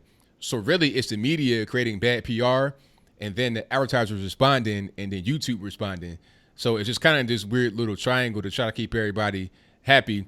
And it's always going to be there because if a media outlet decides they don't like you, especially if you're a white male and you're conservative, that makes it even worse. If you're one of us that's black and conservative, you have a little bit of a shield, but it's not that strong. You said that your channel kind of felt it. I've not really seen it on mine, but I know that some videos are not as popular as they should be, and they're not monetized the way they should be, depending upon the topic. I know that already because they already said that they're going to rank the so-called mainstream and trusted sources above us when it comes to news. And then they're going to put certain little notices on our video talking about, if it's a climate change video, they're going to put Wikipedia links up under it before you get to the actual box of description. So that's going to be a problem. It's always going to be there, but it's all about the advertising. It's all about money, really. So that's going to be there for a while, but I'm not really sure if it will be something that will kill the platform. It'll just be kind of an annoyance, in my opinion. Yeah. And then like I've had a lot of my subscribers like, why don't you just go to Gab and go to BitChute and all these other? I'm like, first of all, they don't run as well as YouTube. Secondly, if all conservatives go over there, then it just becomes like an echo chamber of conservatives, when in reality we need to be on these other platforms because that's where we're reaching liberals, on these other platforms. And then all they're doing is bullying these payment processors like PayPal and all them, like, don't work with them because they're bigots, like it just doesn't seem like it would work out for us to try to go to another platform anyway, which is why I'm going to stay on these platforms until they kick me off. You know what I mean? I just feel like that's the best way to go about it because hopefully that'll bring about change by me refusing to leave the platform. I agree with you. Ain't no point going over there to these echo chambers. It's like putting your video in the shoebox. You're going to get less views, less reach, and you won't really accomplish your goals the way you want. Stay on the most popular platforms and just get it out there and don't let them run you off. Because what they want really is for us to go away. But as long as we stay and keep fighting the good fight, I think everything will work out for the best in the end. But it might hurt for a little while. Might be a little painful for a little while, but I think it'll all be good in the end. Yes, sir. And with that said, everybody go subscribe to Magnificent. Come find my channel. I came to ABL so I can borrow some subscribers. Hey, definitely. I'm gonna put your link in the chat box. So everybody subscribe to Magnificent right now, man. Your channel is booming, man. You almost like what, about 40,000 subscribers almost? Yeah, I'm pushing it, getting there. Yeah, man. So y'all subscribe to Magnificent right now. Great channel, great content, and that's all I got, man. Yeah, appreciate it, man. And I'll have to have you on in a couple weeks, man, as a guest on my channel too. Oh, definitely, man. I love to do it. Absolutely, man. All right, man. Have a good night. Appreciate you having me on. All right, thank you for calling, man. Definitely appreciate you. All right. Later. All right. Thank you to my man, Mike Nificent, for calling. You guys subscribe to him right now. The link is in the box. All right. Been subscribed, already subscribed. T-Pain says sub. There we go. All righty. Shout out to everybody for subbing to my man, Mike Nificent. All righty. Let me get to my next call. 412, you're on the line. Who am I speaking to? My name's Shadows and Dust. I'm calling from Pennsylvania. I just wanted to talk to Anthony about a few things. I'm speaking to him right now, boss. Oh, hey, how you doing, man? Big fan, man. Oh, thank you, man. Thank you for the call. What's on your mind? Hey, I just wanted to talk about this whole mass white racism thing. Okay, you said mass white racism? Yeah. It seems every time I turn on the mainstream news, that's all they talk about. You know, my main point about it is like when Black Lives Matter first came out, I was on board with it, and until the first rioting, and I basically started looking into things, and I'm seeing police officers arrest they arrest over 15 million people a year, over 15 million. Of that, 1,200 are shot and killed. Now we all know one is too many. But it's unfortunate that it happens. But 1,200 out of 15 plus million. I mean, that's incredible stats considering there's about 400 million guns in this country, 300 million legal and, 100 million illegal. And then, so you're talking 1,200 dead in a country of 300 million with 300 million legal guns. Of the 1,200 dead, 500 are white, 400 are other, and 300 are black. It's like, we don't ever hear about any of the white people. And then what really got me was I looked at interracial crime. And this is rape, robbery, and assault. Black people lead interracial crime by hundreds of thousands of cases each year. And then the first excuse I always hear is, well, those stats are made up. That white people make up those stats. Well, ironically enough, where I got those statistics was from the Loretta Lynch-led Department of Justice. Underneath President Obama. That's right. so she okayed them stats, and that's what I'm saying. It's like, well, if there's all this, if there's white racism around every corner, wouldn't whites be leading? Then the second excuse I hear, aside from is I'll hear, well, white people deserve it. And I'm like, it just blows my mind. You know what I mean? It's just, so that's what, I will say this about Black Lives Matter. I do believe every single cop should have a camera. Every single cop should have a video camera. Do you agree with that? Well, yeah, because, there's a lot of false allegations out there. So the camera can exonerate them if and when the false allegation comes up. Right. I didn't think of it like that. Yeah. Yeah, that's a great point. Yeah. Yeah, I didn't think of it like that. Yeah, I used to watch a fella before he got banned, Colin Flaherty. Did you ever hear of him? Yeah, I know about Colin. Shout out to Colin. Yeah, I used to watch him, and that's after I started getting into politics. I'm like most people, I was asleep until Trump ran and things like that. But yeah, when I started hearing about these things, and it's just like you hear groups like the ABL and the Southern Poverty Law Center, they'll say that, whites are way ahead in hate crimes. And I'm just sitting there thinking, well, how is the interracial crime statistics what they are then? You know what I mean? It's almost like if a black person punches me in the face, it's an assault. If I punch a black person in the face, it's assault and a hate crime. Hate crime, you know that's what I mean? right. Yeah, that's kind of You silly. know what I mean? Yeah. So I just like that's my main point. And like I actually got banned from Facebook for I was going on to Black Lives Matter pages and just going on like really egregious comments, you know, and just posting the statistics. That's all. Just a picture of the statistics. That's it. And I got banned for that because I thought the first I didn't know it was 3 strikes you're out. I got I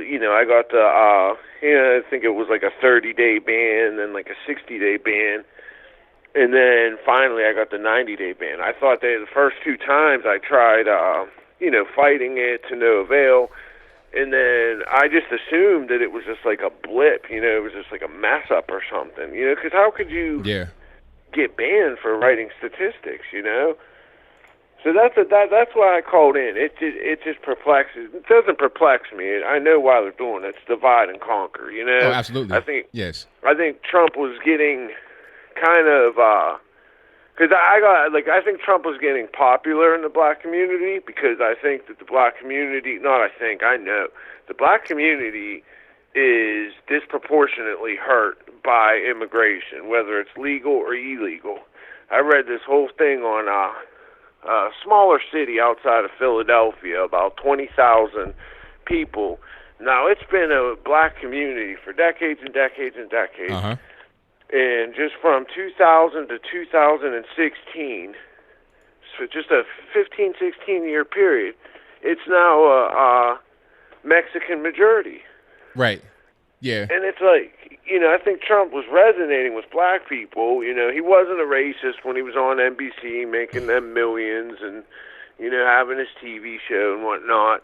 So they're like, oh, well, we'll just smear him, you know, we'll just call him racist and this and that. And even he did get more votes from black and Asian and Mexican community. He got like more votes than Romney did, and then like any Republican in recent memory. You know, he got more votes still, even after all the smearing. So I think it's an indication of like he's resonating. I watched a video today with Millennial Millie from InfoWars. Yeah, I know what that is. Yeah, she was interviewing people, and basically the one couple said, a black couple, they were saying that they wanted to vote for Michelle Obama. And she's like, well, she's not running. And they said, well, any Democrat, anyone but Trump. And then she started asking the guy, like, what issues are important to him? And he's like, oh, immigration. And she's like, oh, you think we need more immigration and open borders? He's like, heck no, we should get everyone that's not American out of this country. And it was just like, she's like, well, you do realize that Michelle Obama would bring in lots and lots of immigrants. Right. And it just, so again, you see the minds of people who are seeking common sense, but because of the media, it's a roadblock to common sense. Exactly. Like channels like yours, I don't want to cut you off, but I got to get to a few more calls here. Yeah. Hey, man, God bless you and everything you do. I've been a fan, and I've thrown some shekels your way, man, and I appreciate all you do. God bless you, man. Thank you for the call, man. Definitely appreciate you. Okay, God bless. Good night, man. All right, good night. All right, shout out to the caller. Most certainly appreciate him. And shout out to all you guys that are in the chat. The number to call is 434-658-1220. Do not be afraid to call. All righty, let me get to my next call. Hold on. All right, Nippin. Hold on, Nippin. We got music. I can't play music.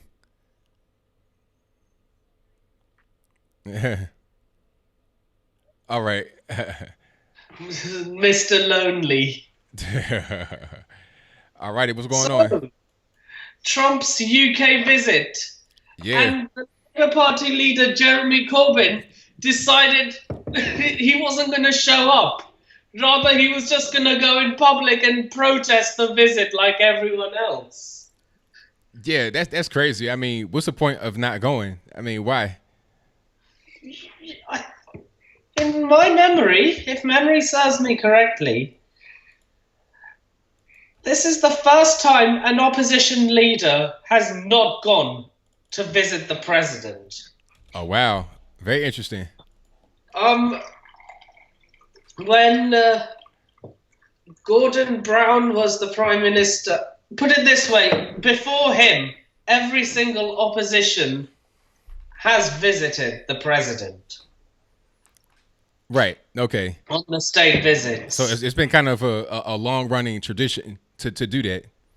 Not tradition. They just thought it would be a good thing, good gesture. Right. So, and Parkland officer was charged with.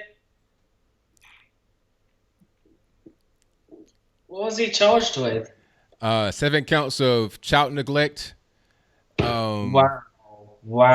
Yeah. Also perjury, and I forget what the other charge was, but basically he was charged for not entering during the shooting because he was outside, posted up on his radio when he could have been inside protecting the children, which was his job to do. He was getting paid to be the officer at the school, and he did not do it.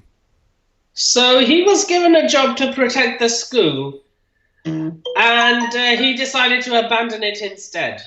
That's correct, because I think the reason why he did that is because he was going to retire soon. So he's like, okay, we got this mass shooter. I don't want to get shot and ruin my retirement. You know, if you don't want to get shot, you should wear a bulletproof vest. Well, that might help. And I was listening to the stream while I was calling in. A woman successfully managed to burst the baby balloon of Donald Trump. Yeah, you saw that? Did you see that? I didn't see that, but okay. I heard it in the chat. Now, somebody got arrested. Is that kind of like part of the course when somebody does something like that in London? They get arrested? But I think she might have had a knife. Yeah, she might have sliced it open. Yeah. But the thing is, I bet you any money. No, but she was doing it as a protest. I mean, like, if the left are allowed to protest, why aren't us people on the right allowed? We should be allowed to protest. 100% Exactly. correct. I mean, now imagine if the Sadiq Khan baby balloon went up. Imagine the outrage. Imagine the outrage. The left putting Donald Trump's baby balloon up. They were saying, oh, it's just free speech. Yeah, we're doing free speech too. That's right. It should be able to go both ways. It shouldn't just be a one-way street. Free speech should be free speech regardless of who it comes from. Yeah. And Jeremy Corbyn claims to be anti-Semitic, yet he is friends with all these Islamic terrorist organizations which promote anti-Semitism. Hezbollah, ISIS. Right. I mean, that seems pretty contradictory how they would do that, but have that same type of had that view about anti-Semitism. But that's normal for the left to do. At this point, yeah. I'm not surprised. And then NBA players upset at the word "oh." What? Yeah, because that's apparently the word owner is now racist too. That's racist. Yeah, you can't say owner. That's racist.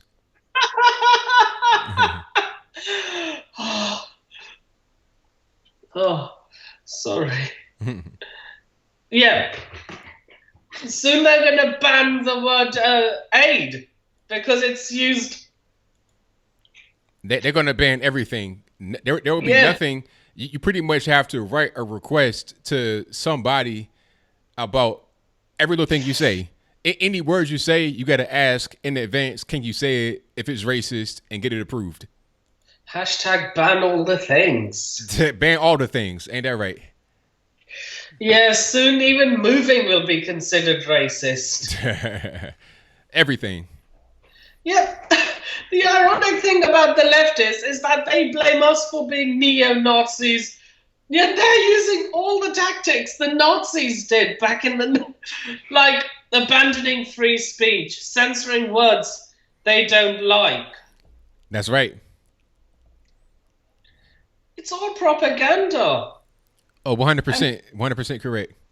The left movement reminds me of the Nazi regime in the 1930s. Like, look, the thought police is the Gestapo. The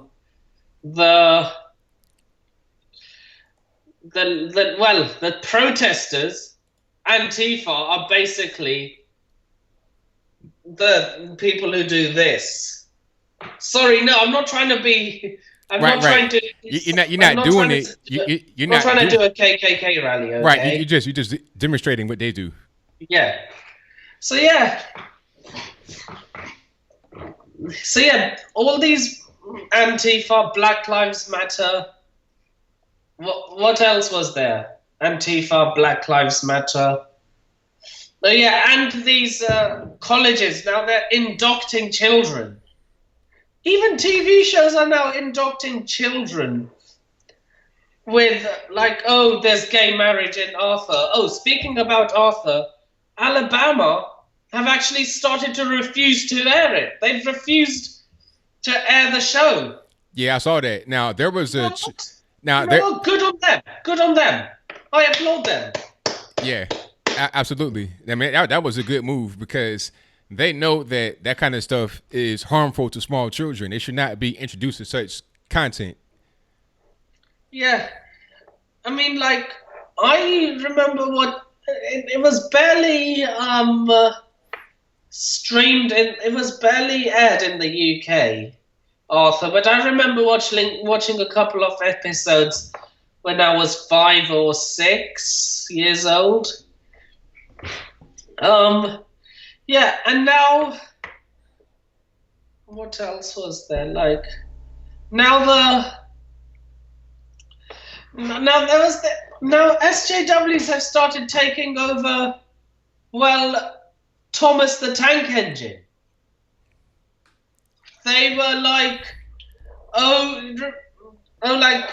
they started saying, oh, they're racist because the troublemaker engines have the black steam while the good engines have the white steam. They say, oh, engines are racist. I didn't even notice that. I mean, who's going to be going through these TV shows to find all these little things that nobody even really cares about? That's crazy that they went through all of that footage to find that. Yeah, now they're claiming racism, oppression. Yeah, you're oppressing us by claiming that you have oppression. Like, a long time ago, when I was a child, I would say, yeah, I'm going to make sure my children watch Arthur for good manners, Dora the Explorer to learn a foreign language.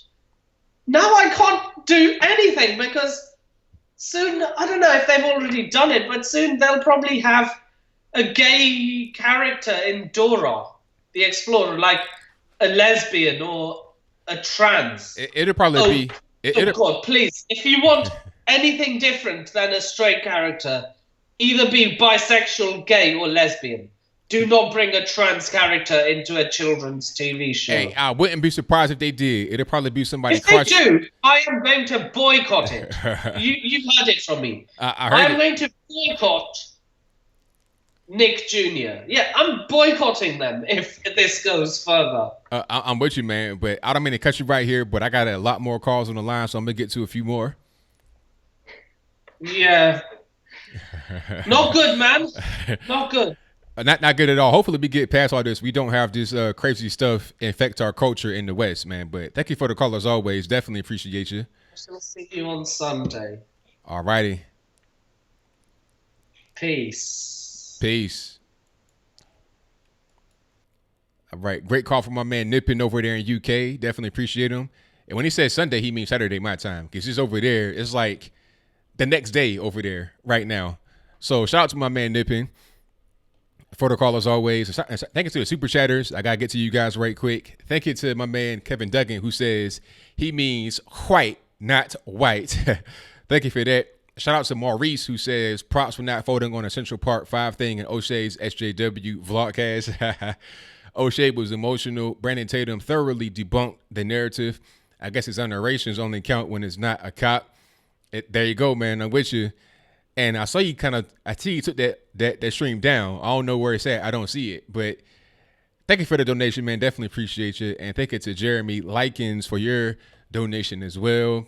Definitely appreciate you, boss. Thank you to Tsunami. I can't read your full name or most of this comment, who says, whatever happened to Skittles, RIP Skits. I don't know where that person is, but shout out to them if they're listening, if they're watching. And thank you to Kenshiro Gatame. Hopefully I did not butcher your name. Thank you for your donation. Definitely appreciate you. But let me get to my next call here. Alrighty. What we got? Uncle Reggie, what's happening? What's going on, man? Everything's good, man. Can't complain. The last hour and a half. Hey, man, I'm sorry, man. I got you on, though. Man, I know your channel's blowing up, and it's a good thing. You know, so hey, I happen to know the lady that was doing that did that popping. I happen to know her personally. Oh, really? Yeah, her name is Based Amy. She's here on YouTube. Her channel is Based Amy, BASED Amy, and she didn't do it because she was mad or that she just thought the thing was ugly.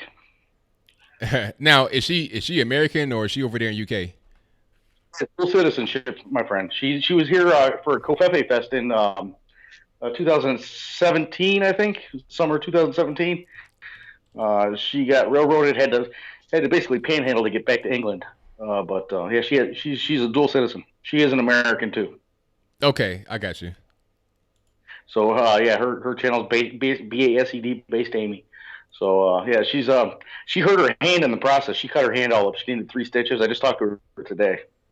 Right.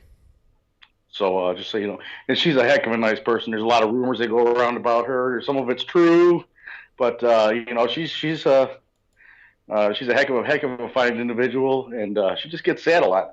And she sees that thing as just an ugly, horrible, horrible thing, and it is. Look at the thing. You've seen the balloon, and I mean, look at the display. The kind of message it sends. It's horrible. Right. But she just got caught up in the moment. She was standing right next to it. And she says, "You know what, you guys?" And she did it live on Periscope too. Oh wow. Okay. She did it live. She's like, "You guys, I'm gonna do it." And she walked up, and you can hear her go.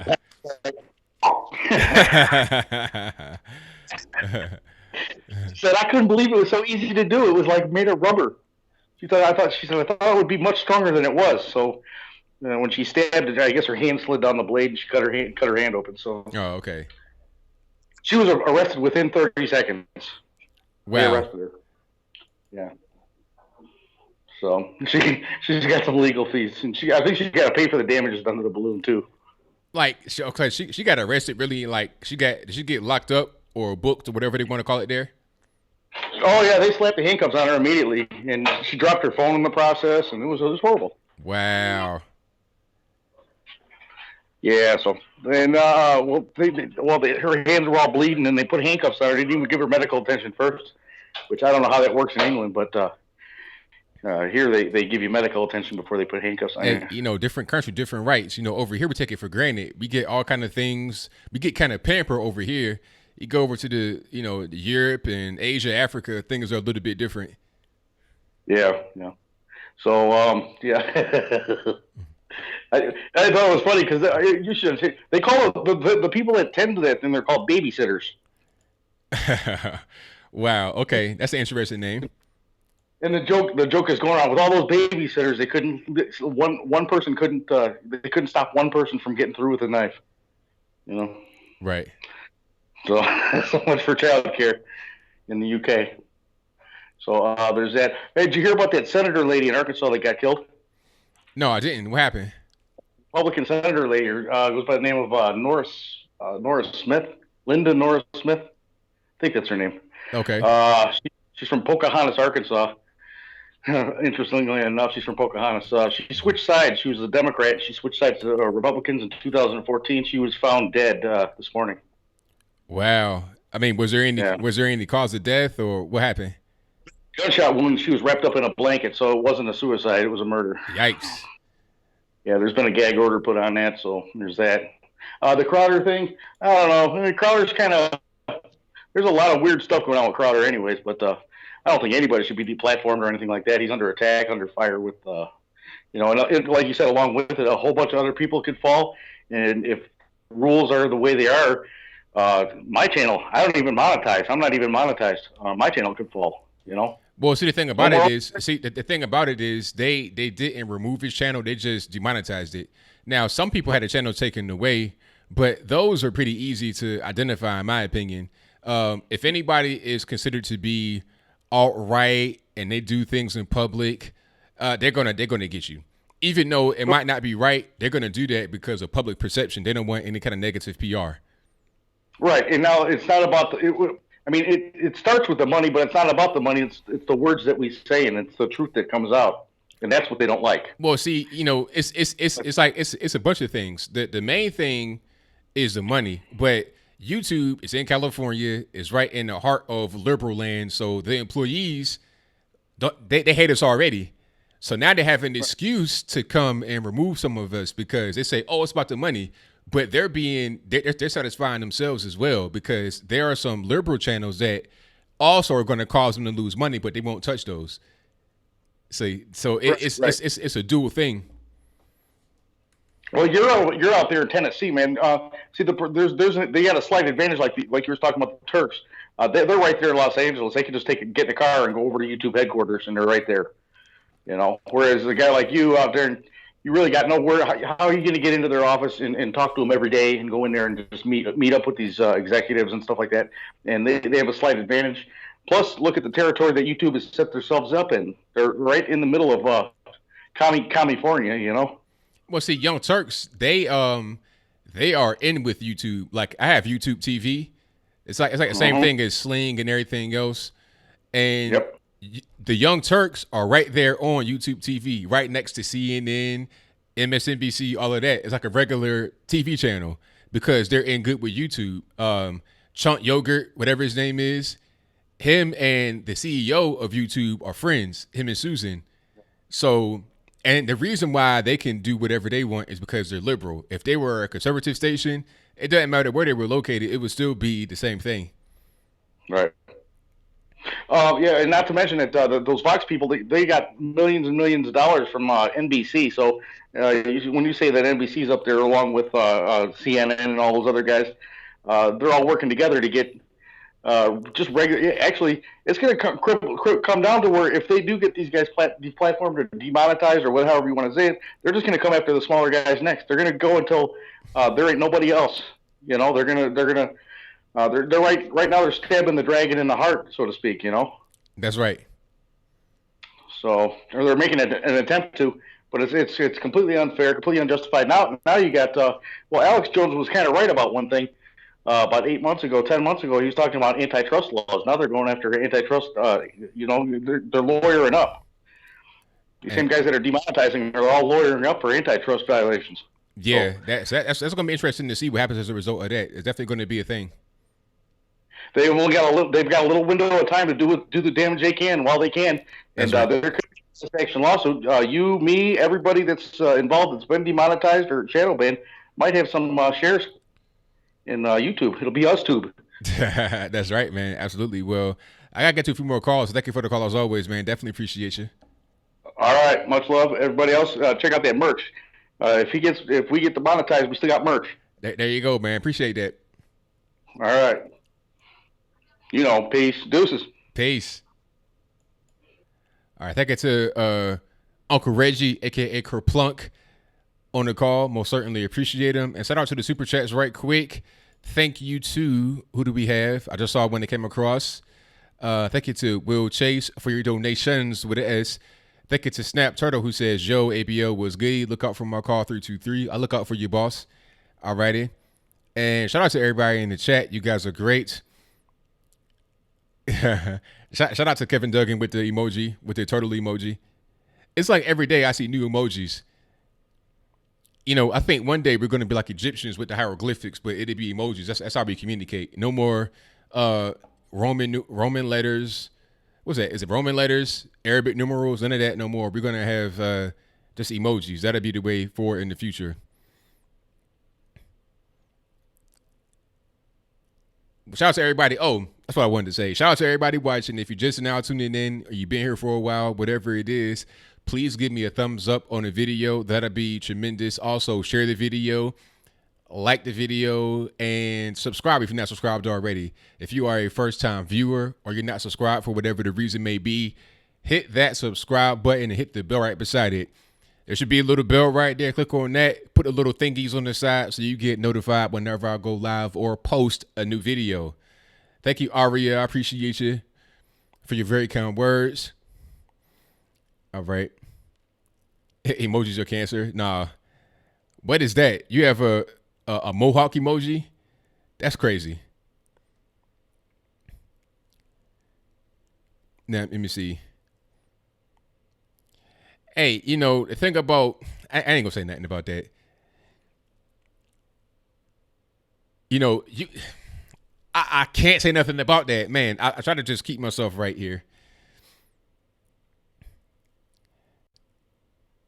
All right, let me get to my next call. 240, you're on the line. Who am I speaking to? Hey, it's JV. What's up, brother? Everything's good, man. What's happening? Everything's everything, man. Man, it's getting crazy out here, man. They demonetizing everybody. They demonetized a guy called Sandman from a Meektown video. Oh, really? Yeah, you heard of him? Now, now, I never heard of him. No, matter of fact, I have heard of him. I take that back. I have heard of him. He's a MGTOW channel, right? Yeah.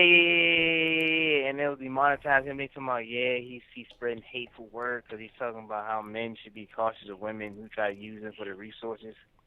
Now, was it? What's wrong with that? Now, was it just the one video that got demonetized, or the whole channel? 3 of his videos got demonetized. He got strikes and they're attacking his avenue for revenue. That's what they're attacking on him. You say you got a strike too? Yeah. Wow. Yeah. See, that's almost worse than getting demonetized, because if you get demonetized, you might be able to say, all right, you know, what's going on? Can you get me back on? But once you get a strike, that's a whole different ball of wax. Yeah, man. And then with the Park 5 thing, I got in an argument with somebody. And I was trying to explain to people, like, that's before my time. I was like, what, in 1989? I think I was like maybe 8. I don't remember when.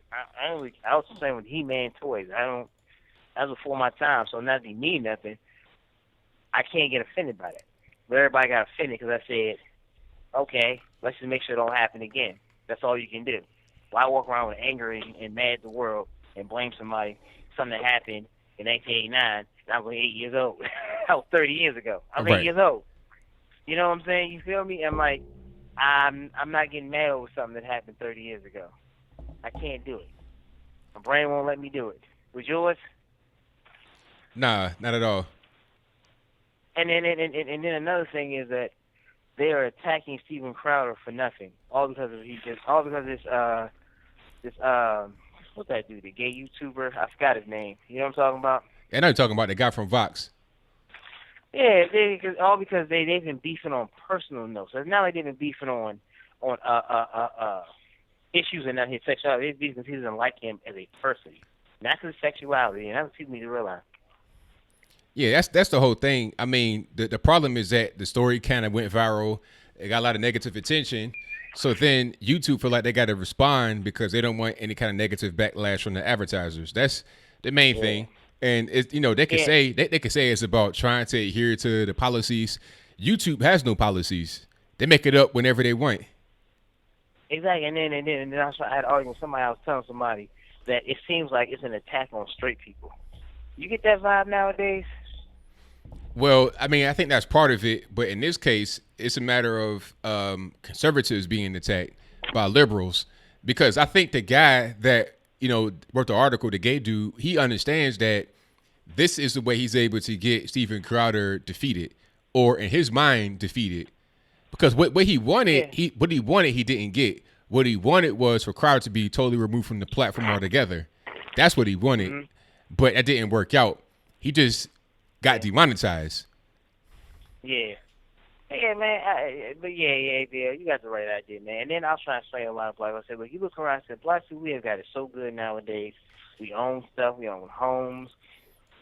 Our kids are creating wealth for each other. And I'm like, those are the things we need to focus on in the black community. We need to focus on something that happened 30 years ago. We need to focus moving forward.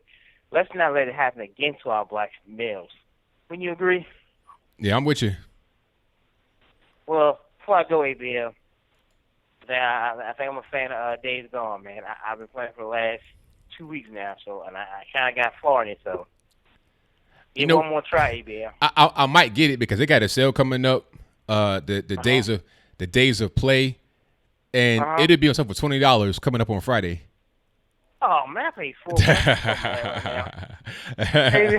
what's up in the air right now? Is there any new games coming out you think you're gonna check out? It ain't nothing coming out no time soon that I know of. Yeah. Borderlands in September. That's about it. That's so far away though. Exactly. Okay, who you going for? Wait, and who going for tonight? Oh, the Raptors, they got it because Klay Thompson not playing and Kevin Durant not playing. So there's no way that the Warriors with Steph Curry by himself can beat the Raptors with their whole team. But you know what, though? If he do beat him, he going to signify that they don't need Kevin Durant or Klay Thompson. Well, they definitely need Klay, but if they beat the Raptors, they'll say they don't need Durant, but they definitely need Klay. Ain't no question about that. But the thing I'm trying to say is, I'm like, and then me and you sick of the NBA now. It's like NFL now. When the pitch goes somewhere, you know it's like a 75% chance, a 67% chance they're gonna win. Would you not agree? You said what now? I said the Golden State Warriors like the daggone Patriots now. Yeah, if they go somewhere, it's no fun to watch them. Yeah. It's like, all right, come on, let's get somebody else to win. That's why I'm going for the Raptors, because I don't want to see the same team win over and over and over again. It's like, all right, let's get a little bit of, let's change it up a little bit here. You know what I'm saying?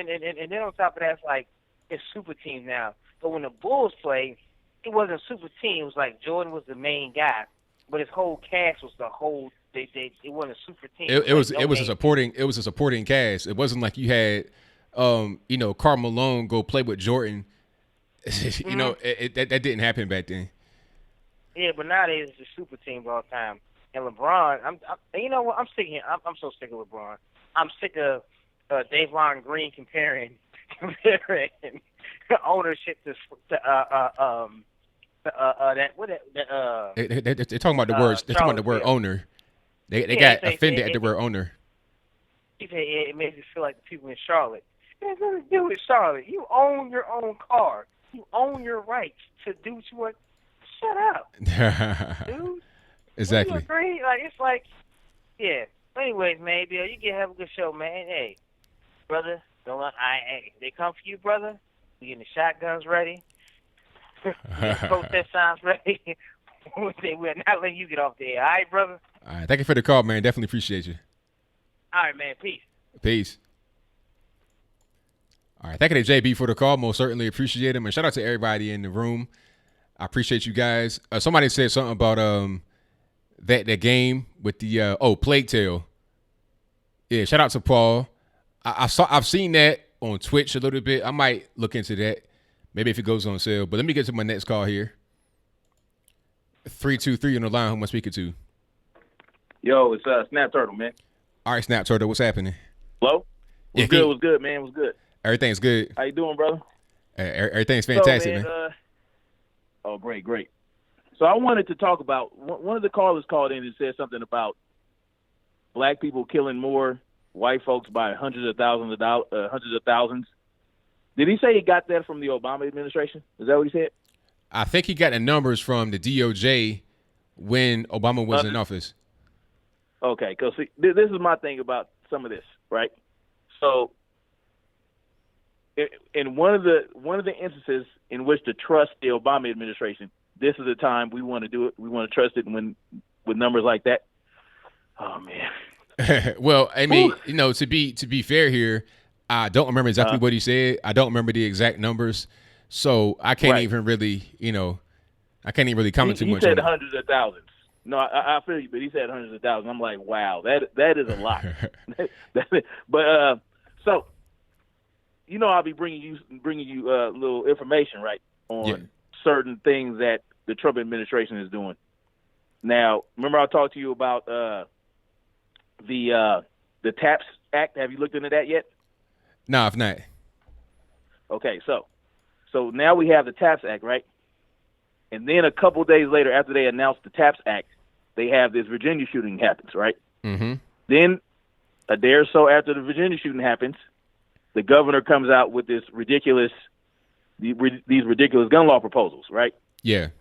So some interesting information that people might want to look up is how, the Air Post is, right? Air Post, the extreme risk protection order stuff, basically red flag laws. Okay. Now, if you look into it, you'll see that the Trump administration wants to help facilitate the initiation of red flag laws in certain states. So it looks like to me he's trying to push these red flag laws. I don't know. You know what I'm saying? You know where I'm at with. I'm a voluntarist at heart. So, I look at both sides and I say they're both doing some shady stuff. So I don't know. What do you think about that? Well, I got to see exactly what's going on to make a comment on it, but I'm definitely looking at these red flag laws as a thing that can be abused, and I'm not for it at all. So we got to see how this really plays out. I think if it, gets some public attention, it'd be some kickback from the gun lobby, and then that could be a problem for Trump. So one thing about Trump is that he's kind of open to, because he'll put something out there, and if it doesn't go over well, he might change it and adjust it. So hopefully when it gets out there, it'll be changed and adjust to what it's supposed to be, or just eliminate it totally. Right, and I would hope so, but the way things are looking, because see now I like to connect dots. I don't know. I got a channel on YouTube, right, under my name Snap Turtle. I have a channel, but I like to connect certain dots.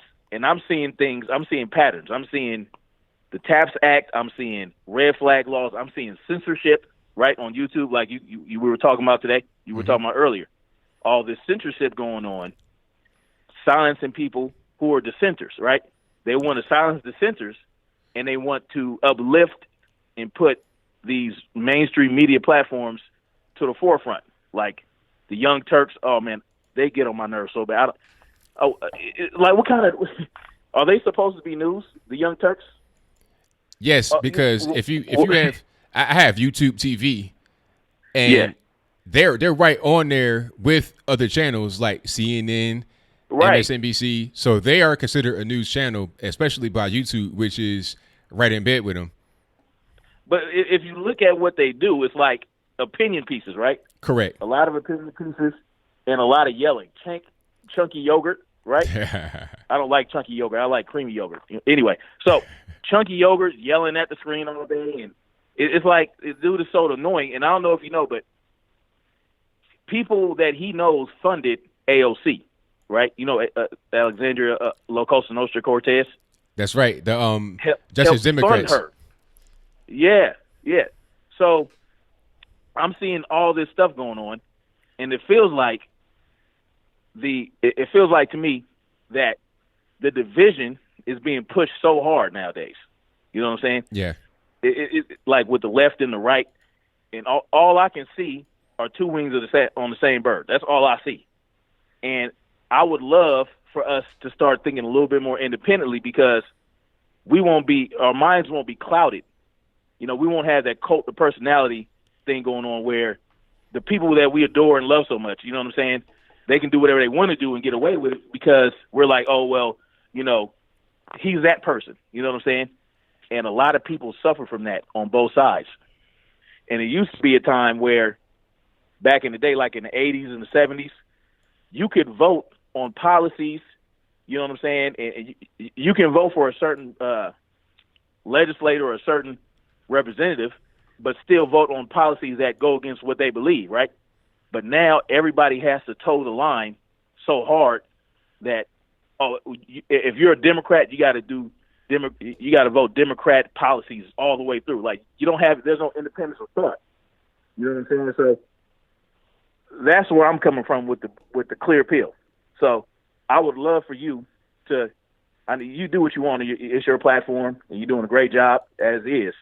But I would like to hear your thoughts if you look into this the Trump administration pushing red flag laws and the TAPS Act. You know what I'm saying? I would love for you to hear your thoughts on that once you checked it out.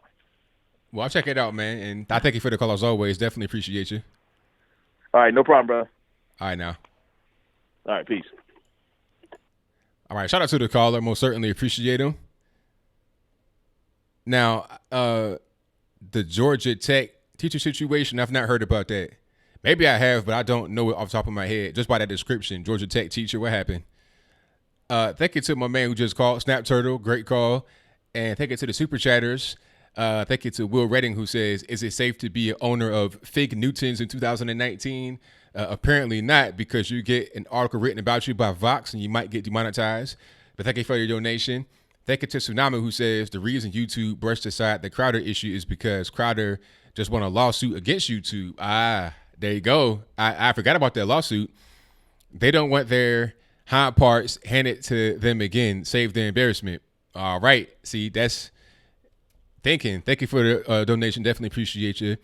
Thank you to Brandon McClellan Young, who says, thanks for the great content as always. Hey, I appreciate you for your support. Shout out to, I think it says greetings friend, if I'm not mistaken, the Russian word, who says, hello ABL, play Metro Exodus, ? Keep up the good work, the great work. I've not played that yet, but I have played Metro. What was the last one? What was it? Last Light? I think I played that. It was a little slow for me, but it was not a bad game. But I've not played Exodus yet. If it goes on sale, I might get it. But thank you for your donation. Definitely appreciate you. And shout out to everybody in the chat. Please give me a thumbs up and also share the video. And if you're not subscribed already, please do so. That'll do me a tremendous service. Yeah, shout out to the half Asian lawyer over there with Louder Crowder. Let me see. A Georgia Tech teacher was falsely accused of harassment by a female student and recently found not guilty, but the female student was not punished. Okay. Yeah, I've not seen that at all. Now, did the person that got accused of harassment get locked up or anything? Because I've seen cases where people get accused of some kind of sexual assault, get locked up, and then the person is found out to be a liar, and then there's no kind of punishment for the person that, because if you get locked up, now your life is in danger. You may get hurt. You may get assaulted yourself in prison. And if there's no punishment for the individual that says that, then anybody can say whatever they want about you if they want to hurt you and have no penalty come their way. I think that's wrong. 100%. You said Exodus is better? Okay. Yeah, I'm out to rock with it. Okay. I'm going to read the chat here because the calls I don't have right now. We got about a half hour left. The number to call is 434-658-1220. And shout out to everybody who's called in so far. You guys do great. You guys do a great job all the time. Let me see. Yeah, see, the Young Turks, they're extremely hardcore leftists, but they don't have any issues with monetization because the left are not going to write any kind of articles against them. Therefore, you could put ads on it and it's no problem. There will be no negative PR. The most you're going to get is from guys like me on YouTube, but that's not enough to move the needle. You got to have these big $1 million companies, you know, out there that are writing these articles against him to get that PR. That's the main thing. All right, let me get to my next call. All right, caller, who do we have?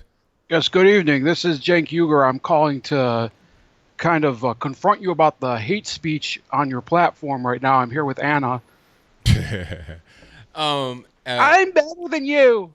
Okay, Anna. That's nice. I'm glad to hear it. But you guys always engage in hate speech. I saw a video from you earlier today where you called a black Fox News anchor Uncle Tom. How do you feel about that? Is that okay to say? Well, Mr. Anthony, when he stops goose-stepping through Berlin with the Waffen-SS, then he can come back and complain to us about hate speech. But that's about it. Next question. Berlin, really? I'm thinking that's not really going on. That's kind of an exaggeration, but okay. Look, Anthony, we get different sources, and we can confirm with ours, and I'm sure that you also have yours from over there in, the Third Reich or something. But yes, we stand by everything that we say, and we have never spread any sort of hate speech. I think there's been plenty of hate speech spread by the Young Turks over the years. You guys like to cuss over there. The Young Turks have never been associated with any sort of hate speech or bigotry or persecution of any minority in any country anywhere near Russia or Bulgaria or Greece or in between or anything. The Young Turks has never been associated with that. That name is completely pure. The Young Turks, aren't they the ones that did the Armenian genocide? Listen, we have a dense schedule here. We would like you not to filibuster us like that queer traitor Dave Rubin. So how about you just address the hateful things that you've been saying to us this evening? I've been very cool. I've been very nice. I've not said anything or done anything wrong. I really don't see the hate. I see the hate coming from you guys' side, but over here, I'm just talking about news and that's it. Listen, Anthony, I don't want to have to make threats because, as you know, if you make threats, you get banned from YouTube. Notice I said if you do, you get banned from YouTube, not when I do. So either you fess up or we'll dispatch our patrolman, Sean King, after you, Mr. Albino Patrol 75G, and you can see if you can outrun him. We just implanted bionic feet on him, so you might as well, get your cardio up. Now, I saw that Sean King was introduced to the Young Turks, like as part of the cast, but I've not seen any videos featuring him on the Young Turks network. What happened with that? Is he just like kind of the guard dog who gets sent out there to handle problems, but he's not on-air talent? What's going on with that? Look, I don't know why you feel the need to harass and hate on Sean King. We love Sean. I don't know why you're so mean to him. But shut up, Anna. Just go back to fixing me a gin and tonic and make that ham sandwich for me. Anyway, so look, Sean, he has kind of this thing where he doesn't like the way certain lighting features on his face. There's certain issues where in some lights he shows up like this, and in another one, I mean, at one angle he looks basically like a white man, like Powder, Kareem Abdul-Jabbar, and in another light he looks like Woody Harrelson from White Men Can't Jump. So I mean, what are you supposed to do? He looks like a pure Irishman, pale as transparent. Why can't you just be supportive? He's very insecure. You're such a bully. He looks like the wall behind me in some lighting, and then looks like that right there a little bit lighter in other lighting. He's a white male, white as snow, Powder.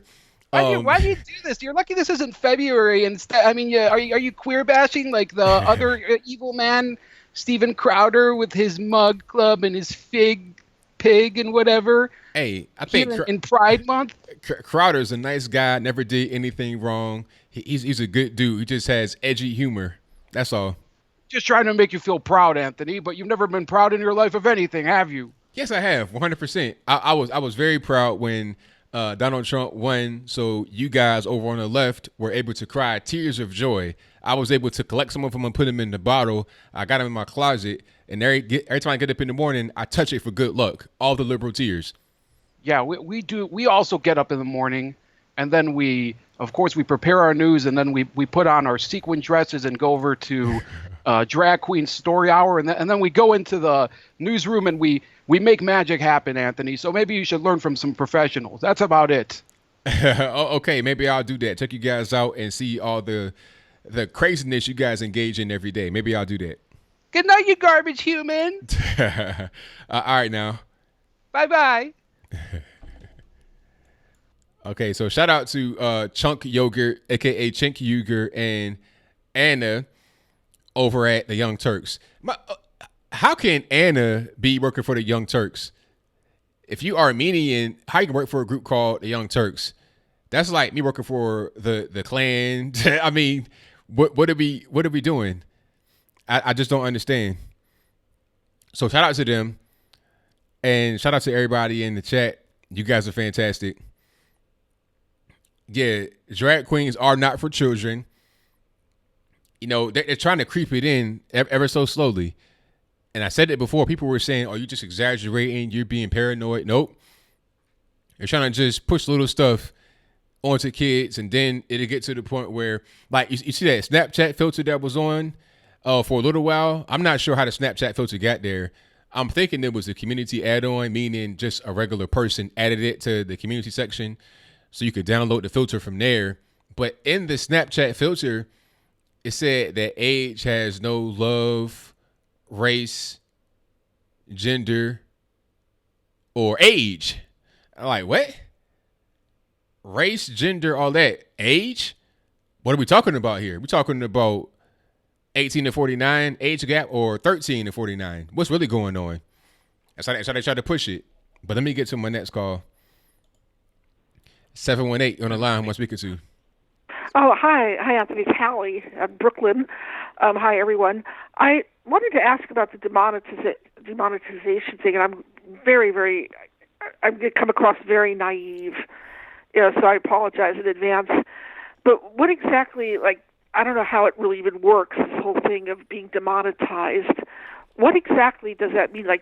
YouTube was paying for these people? That was part of the deal, and they withdrew their support, or is it just that they're being blocked of all funds? What exactly does it mean? Okay, I'll explain it to you. When a channel is monetized, you can put out a video and ads will be automatically placed in it, in front of it, behind it, or whatever. Those ads generate revenue that the person who uploaded it get, and also YouTube gets some of the money, and the person who made the video gets some of the money as well. So it's like a magazine getting ads, pay for right. So we get that money every month, and also Super Chat. Super Chat is part of monetization because the money that we get from Super Chat goes to the same place that ad money goes to. So we get paid every month by Google, either through check or direct deposit. That's kind of how that works. Oh, well, the Super Chat, when people are donating money, though, that goes direct. I see all those, nice things that people are sending you. That goes though directly to you, right? I myself have made donations, but that doesn't go to the advertisers, or does that just go directly to you? Well, the Super Chat, YouTube takes 30%, and then we get 70%. Yeah. So YouTube takes a Super Chat 30%, we get 70%. And the ad revenue, YouTube takes about 55%, we get 45%. That's kind of how the split works. Oh, that's right. I subscribe to YouTube, but I didn't know if that would make a difference or anything. I came a little bit later, usual late for the party. But I was going to ask, are you worried, just seeing this happening, they've been aggressively, they've been on the warpath, it seems, as far as demonetizing. Do you worry for yourself? Because it seems like there are people that, I've heard you argue with, so I think they're going after anyone conservative. Do you see yourself in any danger, or you just letting,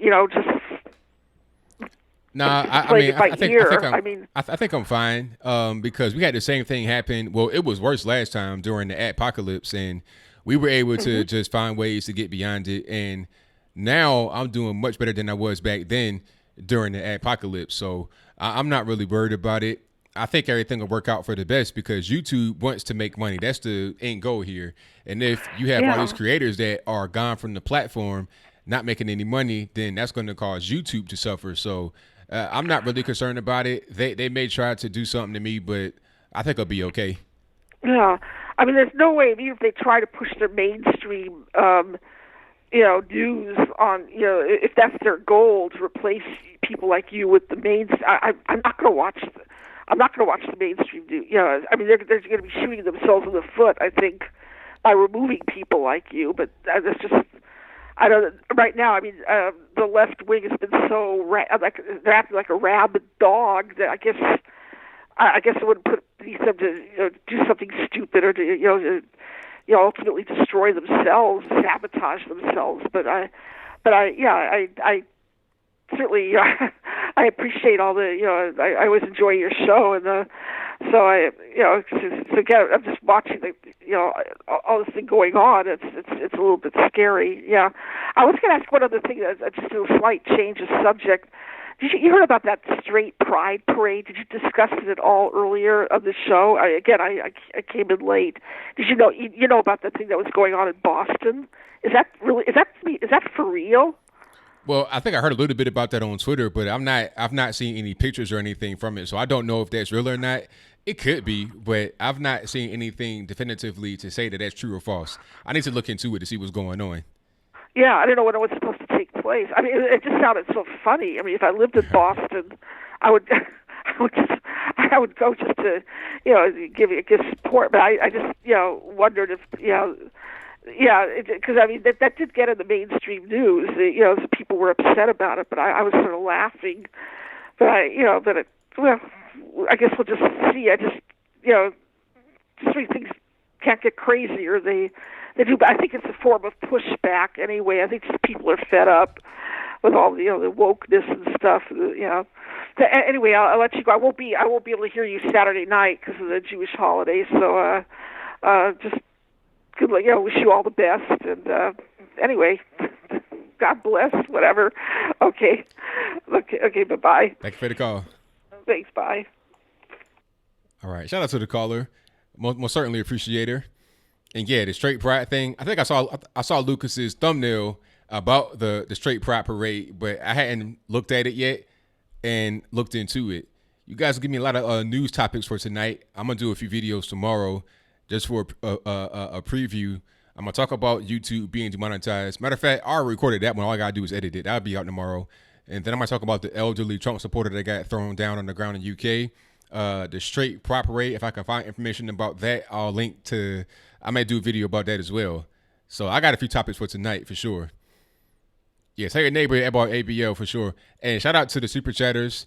Thank you to my man Sushi who says, "Hey ABL, I'm sorry I'm late. I've been trying to catch up on the Vox versus Crowder situation. The fallout from this is amazing to see unfold. I hope everything works out for the best." Hey, thank you for that, man. Definitely appreciate you.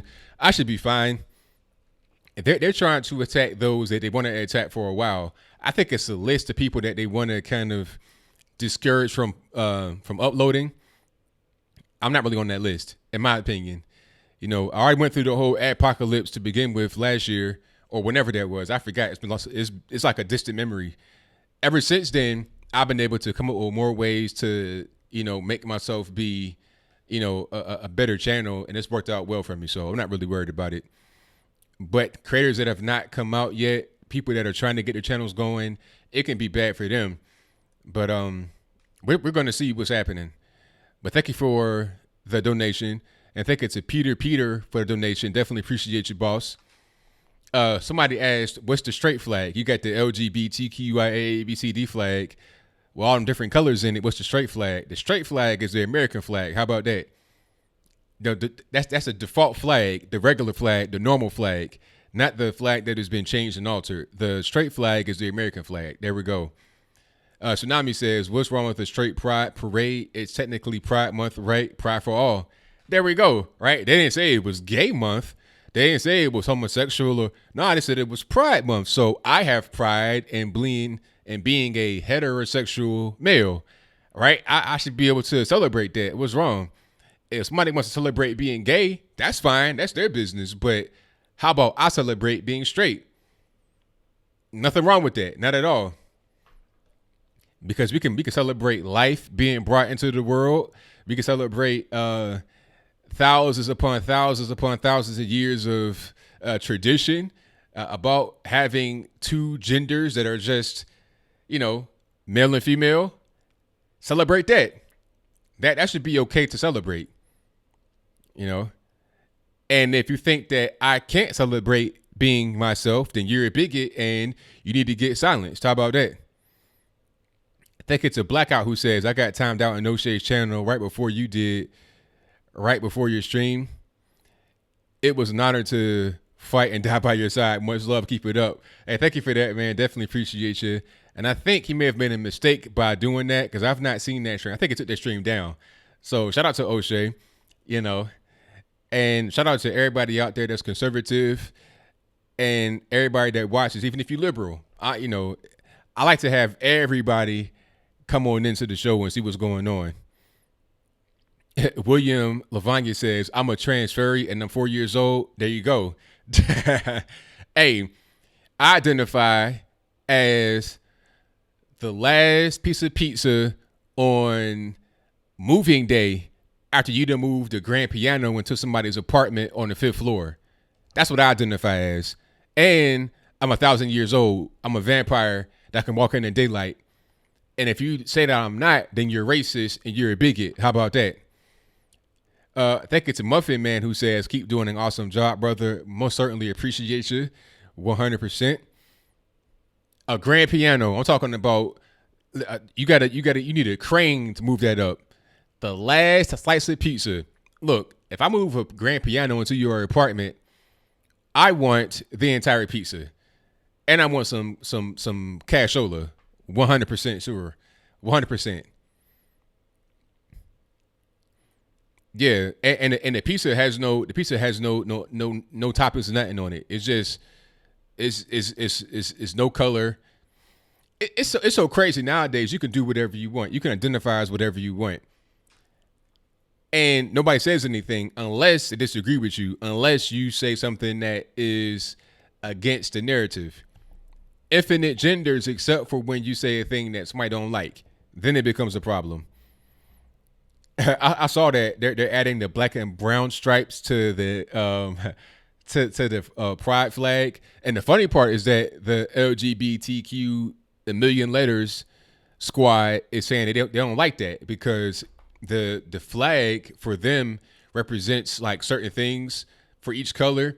The black and brown is just like arbitrary to represent race. It's not even about race, so they don't like that too much. That's going to be interesting to see the face off when it comes to the flag. Can you add the black and brown stripes or nah? I think it's about like a leopard who says, if they take us down, smiles and middle fingers while they drag us away. Hey, there you go, man. Thank you for your donation. Most certainly appreciate you. Let me get to my next call. Already called you on the line, 216. Oh, hello, Anthony. This is Paul Bunyan. This is going to be really quick. I just want to thank you for what you do, for, speaking the truth and everything. And also, I think we need more prayer. We definitely need more prayer because the degeneracy, it's growing, and it's not going to stop anytime soon. We need prayer, we need discipline, and we need guys like you speaking the truth. I thank you for that, man. No problem, man. That's pretty much all I wanted to say. Keep up the good work, man. Don't let YouTube get you down to try going after you.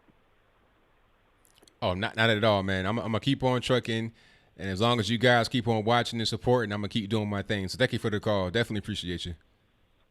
No problem, man. Take care. All right, same to you. All right, shout out to the caller, and shout out to everybody that calls in all the time. You guys are fantastic.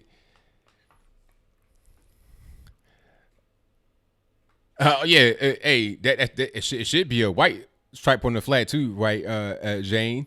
That should be happening. And so, BC, you on the line. What's going on? Hey, what's going on, ABL? How are you? Everything's good, man. Can't complain. Am I loud and clear? Absolutely. Oh, great. So I just wanted to talk about, I heard a couple callers earlier at the beginning of the show talking about the preacher that got arrested in Canada for preaching in a gay district. So here's my thing. I think he deserved to get arrested. I'm a Christian and I believe in God. And if you read scripture and you read the history of God and Jesus, or you read the history of how Jesus, reached people, he never imposed on people. You know, people came to Jesus, then he never imposed on them. Okay. So my problem with these street preachers is they go out to these places. They know what they're doing. You know, they know they're going to a gay district, and you know they know the consequences of going there. So there's really no surprise that people shouldn't really get surprised that he got arrested. Right. See what Yeah. I'm I saying? mean, I can understand that because when he said it, I was like, okay, what's the context? Because I'm thinking maybe he was in the church. I'm like, okay, are you going to go inside the church and then drag him out because of what he's saying? But then I'm like, all right, was he outside? Was he one of these guys that's like, the Hebrew Israelites? That's right, with the loudspeaker on the side of the, like, what's really going on with the whole situation? I need to see the footage to see what was really going on. But I see your point about him going to their space because he knows there's going to be a confrontation. So I can see that. I'm not really sure that I would arrest him because what's the charge?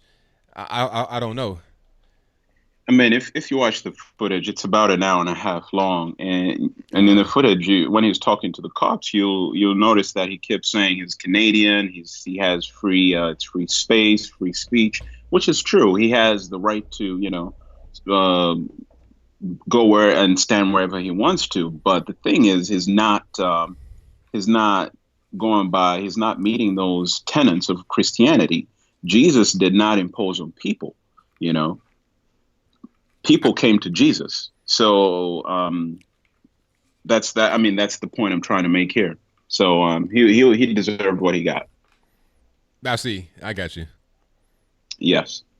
And my other point is, I just want to talk about how there's that documentary. I didn't watch it. I don't have a TV. I don't have Netflix. So I've just been looking at YouTube and social media.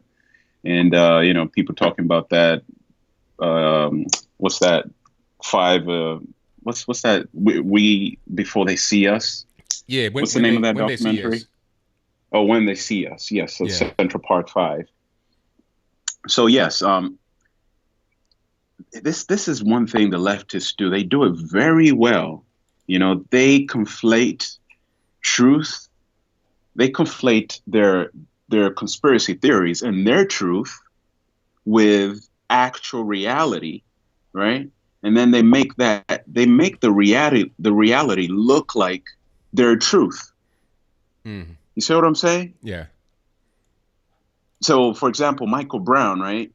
Especially in that Netflix documentary, that 13th that Avery Duvernay directed as well.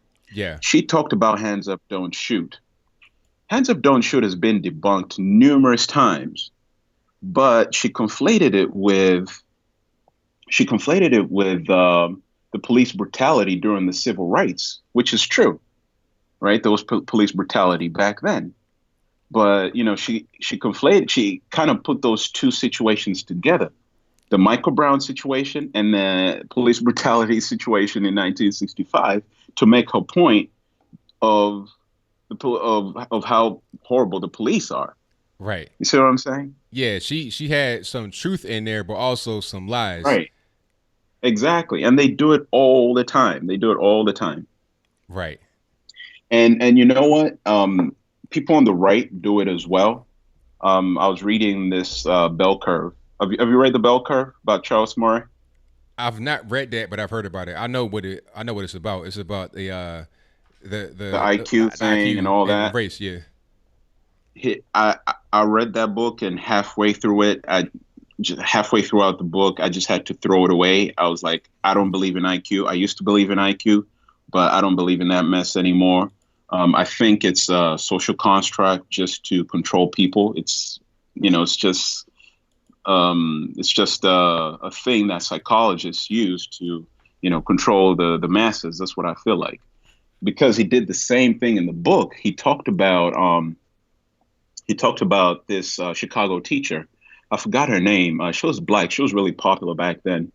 She had a popular school where she got kids from the ghetto, and she taught them. She took them out of the public schools and gave him a good education, and this kid grew up to succeed. But this guy, Charles Murray, and I guess he was trying to debunk that. He wrote in his book that there was really no evidence, and he conflated that situation with other situations where public schools were actually cheating, or where charter schools were actually cheating. So you see what I'm saying? Yeah, I see. Yeah. So, that wasn't the only situation. There were other situations in that book that I was like, nah, I'm just done. I can't believe in this IQ crap. Right. So, otherwise, a great show, ABL. Keep up the great work, and we'll be here supporting. Thank you for the call, man. Definitely appreciate you. Okay. Bye. All right. Thank you to SOBC for the call. Most certainly appreciate him.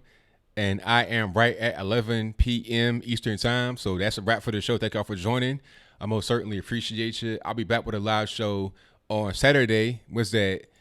June 8th, 2019. Same time, 8 p.m. Eastern to 11 p.m. Eastern. And shout out to everybody that has called in tonight. All the moderators. We got T-Pain, Liza Jean, Bill from the Hills, Sushi, Michelle A.